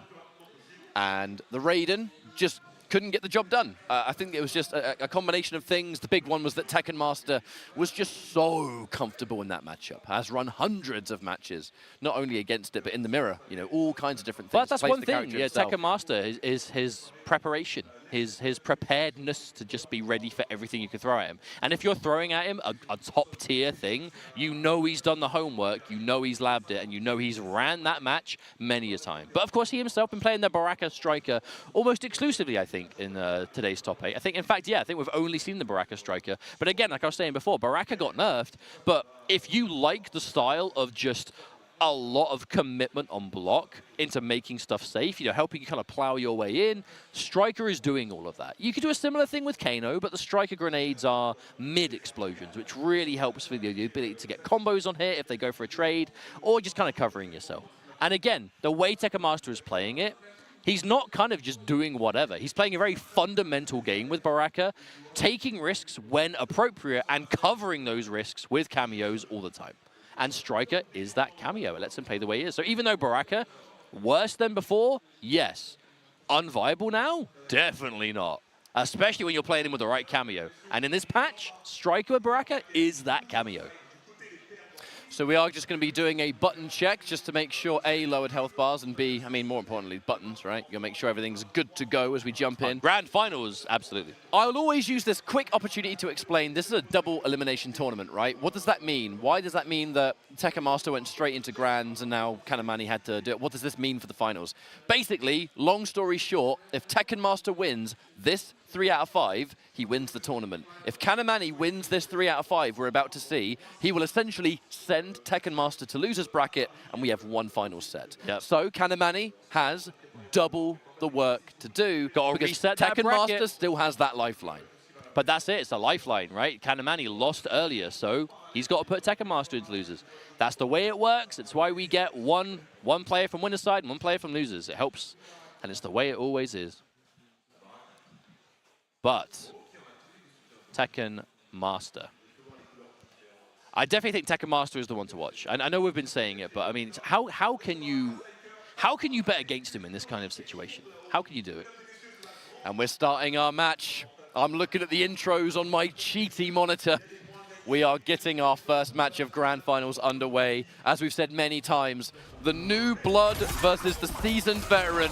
It's Tekken Master with the Baraka Striker and Kanamani with the Johnny Cage and Kung Lao. Tekken Master starting off strong, but instantly a full combo for Kanamani. Now this is Grand Finals. This is the last match of the tournament. It has all come down to this. And by the way, Tekken Master literally started this game with Blade Charge into Striker. We Like, just got to set instantly. the tone. We've got to set the tone for things. Set the pace. But you are correct. Kanamani has gone to the Johnny Cage Lao, and the Raiden is nowhere to be seen this time. But a full catch.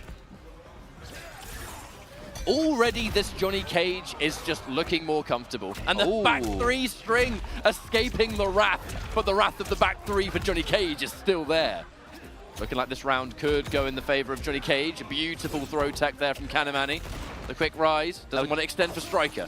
Now Johnny Cage, I think I know you can say this about a lot of characters because Johnny Cage is so good right now. Oh, ending in the taunt to get the hype meter ready to go. But Johnny Cage is all right against Baraka. That 6 frame down one, you're going to be able to get a punish on the overhead, punish on the back 1, 2, right? There are a few things that you're kind of used to just staying -7 at. And even though it's only a down 1, it gives you enough advantage for Johnny to really start his offense game. And Kanamani's going to be aware of that. There it is, hype mode is there. The respect being forced, Tekken Master has to know. The whiff punish though. We're going into that Baraka barrage. Big damage going in. Striker covering with the grenade. Safe jump enforced. Oh! And there is the EX Nut Punch strike. Invincible. Kanamani forces that turn back at the cost of 2 bars. And there's another dash, but the back 3 string does keep Tekken Master safe. Now, I gotta say, you can see the difference in comfort from Kanamani with this Johnny Cage. You can just tell this is the character the majority of the time has come from. Really good in a lot of these matchups. Just all this brave defensive options. The parries out of nowhere. Who knows what else? Tekken Master still in this round. There's a reactionary block on the overhead. Does it work? No, it does not. And again, Tekken Master backs off to the perfect range to punish the dash. Oh, there's some matchup knowledge right there. Remember, the fatal blow, it's a parry on startup, but he can dash out of it. The range that Tekken Master was standing at covers all options. Perfect play. And if he let it all the way, There it Rock, is again. the unblockable would have whiffed as well. That's some knowledge if I've ever seen it. And a first, again, the combo in this next round to open up the safe jump. a free side switch. We'll see how long that lasts versus Johnny Cage, though. A really good choice. The grenades, and there's the parry. Letting it go, tries to stay safe, but that chase down of Johnny Cage, far too powerful. Kanamani tried that before, but didn't quite get forward enough. This time, though, different story. Dash in grab.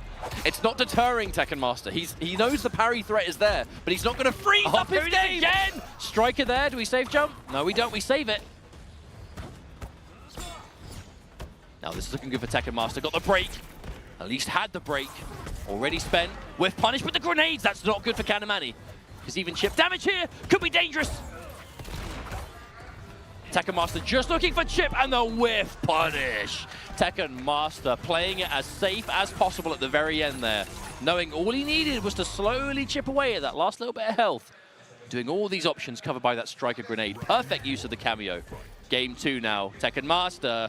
Remember, so you got to win the first 3 out of 5. A good punish. Actually gave the first tip for Kanamani as well. It takes a lot of discipline. It really does. To look at that kind of move and know you have to punish with down 2 just to trade favorably. A lot of players won't because there's almost a level of stubbornness. You've got to be disciplined enough to know it's that or nothing. I take that. And that safe jump really is no joke. Oh! Looks for a whiff punish. No one home.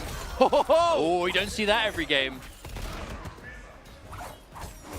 The back off there.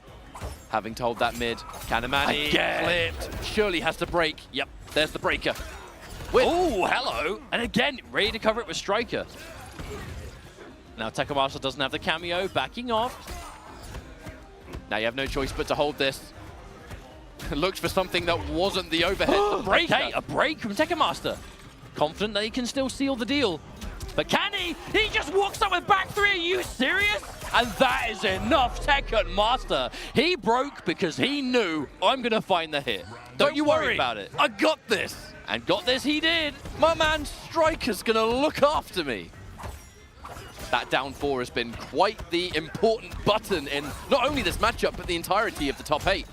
The dash in now. There's the launch. We're going to have to cut it short. Baraka was in the air, so we're not going to get the full gravity. Big wake up. Now, if your back's to the wall, it's kind of safe to do wake-ups because Striker will throw those grenades at a range that you can't really hit Striker out of them because he stands off-screen when he does it. Kanamani backing off. Now, this is what he wants. Have that life lead. Force Baraka to come in. Jump in, instant down 4. Again, yeah, took the that was a punish down 1 on the overhead because it is -7, but Tekken Master gets it anyway. This is going to be big damage. We're talking mid to high 400s at least off of this. This is why you have to be disciplined though, because the one time Kanamani didn't punish with just a down 2, look at how much damage he took. Oh my goodness, and the damage almost time 500. afterwards. The chip damage debuff is applied. Striker is there. Has to be careful. Those shadow kicks. An absolute nightmare if it gets blocked. Lets the back 3 go. The dashing grab! Tekken Master gets another game. 2-0 on Kanamani. One more for both Tekken Master and Baraka to win this latest pro competition stop. I mean, Tekken Master, I was saying before, looking absolutely unstoppable. How do you deal with a player who's playing this good? Every time he makes his way in or does something dangerous, Striker is covering it. Oh, that one didn't work. Oh, that one did, though. But always ready. Oh, didn't get the full punish, but again, Striker. No, couldn't save him this time. A good start here for Kanamani. A little bit shaky here for Tekken Master. Uncharacteristic. Normally pretty on it with those combos, especially Baraka's. There is the Eternal, the back 1. You want to press something? Back 1. EX down forward 2, mate. Give it to me. All right, there we go. So much of it, and the Striker on the end. Keeping it gapless, going for the stab instead. Tekken Master really not wanting to give Kanamani anywhere to squeeze out a way back into this set. And again, just slowly but surely, always has the life lead. There's a crucial escape, though. Now, we've seen the damage. This is definitely kill territory for Kanamani, but that breaker, always a problem. I don't know about this. The patience again, Tekken Master. Tournament point now, looking for a potential 3-0 to win UFA 2023. Can he do it? He will take that trade all day. And he tried again to go for an uppercut in that instance, but just too tight of a window. The whiff punish! Forcing the breaker. This could very much be the last breaker Kanamani will have in this match. Tekken Master now about to build a second. There's one Striker. Locked and loaded. All right. an opportunity, an opening for Kanamani. What are we going to get from this? A sweep, backing off, charge low hat, defensive striker just to disengage any pressure. We start again. Dashing grab. Kanamani, those throws have been pretty paramount this entire top 8. Oh! Oh! Rare footage of low hat actually getting punished. That's what I was going to say. I cannot stress enough how tight that reaction has to be to punish low hat. That was instant from Tekken Master.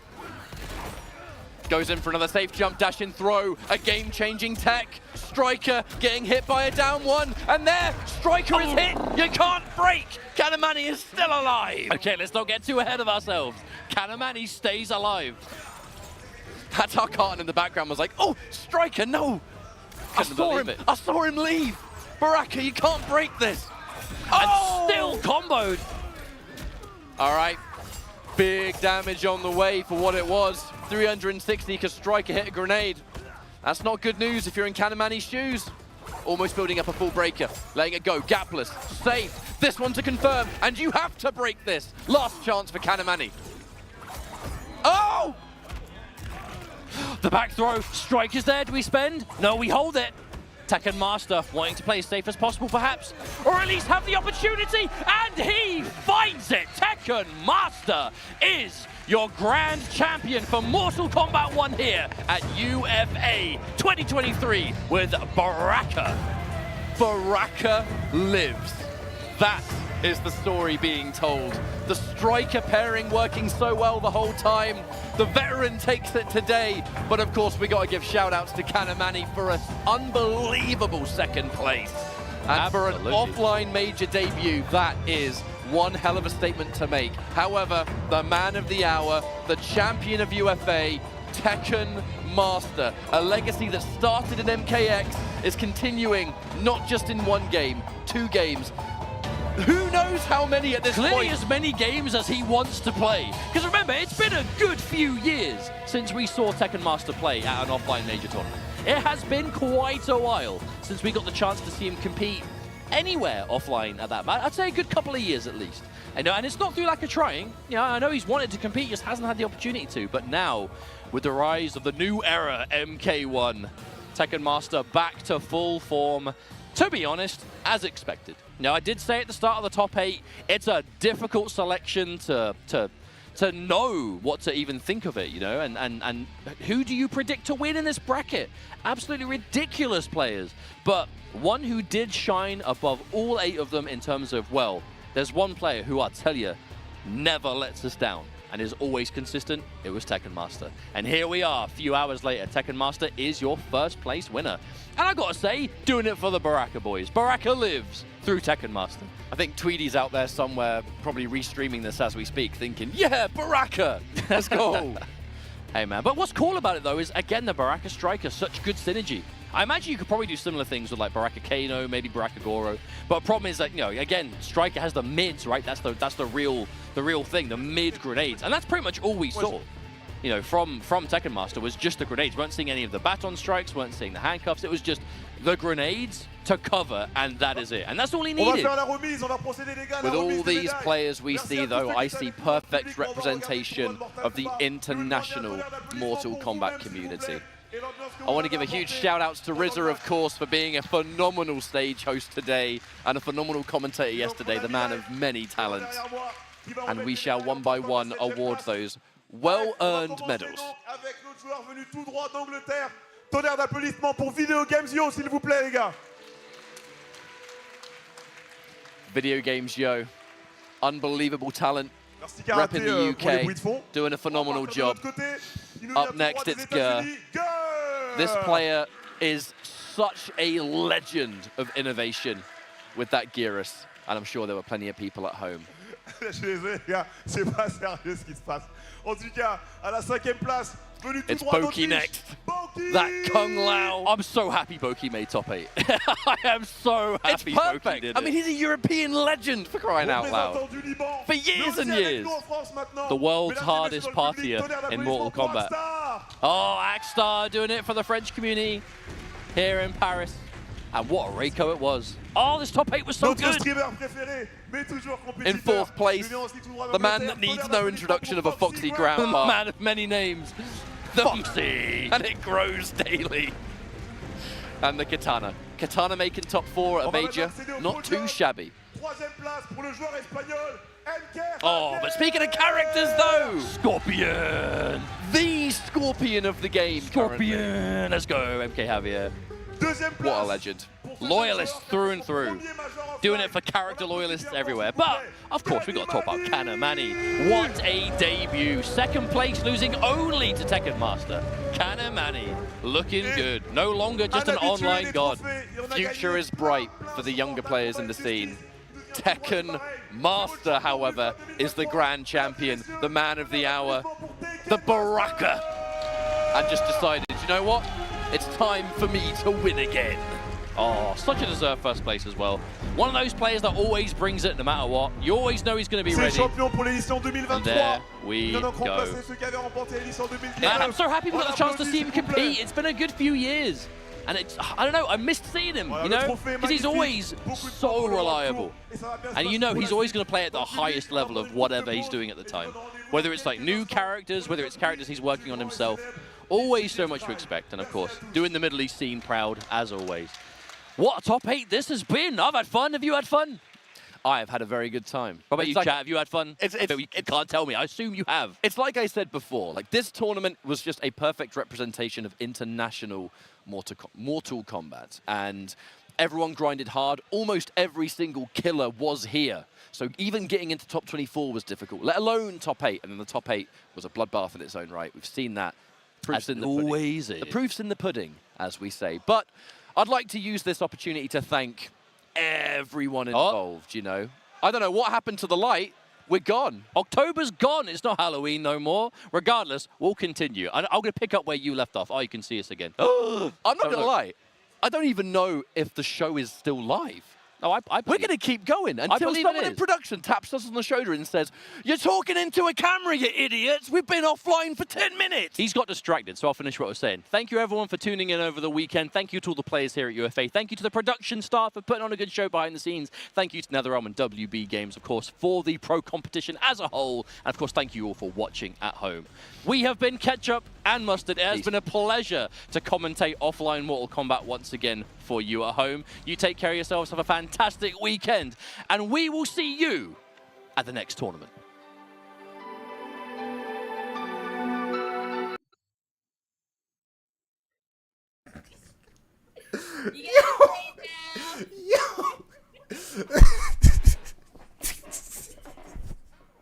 I'm over here chilling, and I'm looking at the top. I'm like, wait, hey, that shit say Tento Force. What is this? Hey, you're Tento. You're Tento 4. Hey, I looked at the top of the screen, and I'm like, that shit say Tento. Hey, yo, what the fuck is that? Nah, bro. Yo, what is going on, everybody? If y'all don't know, my name is Tento. I'm also one of the commentators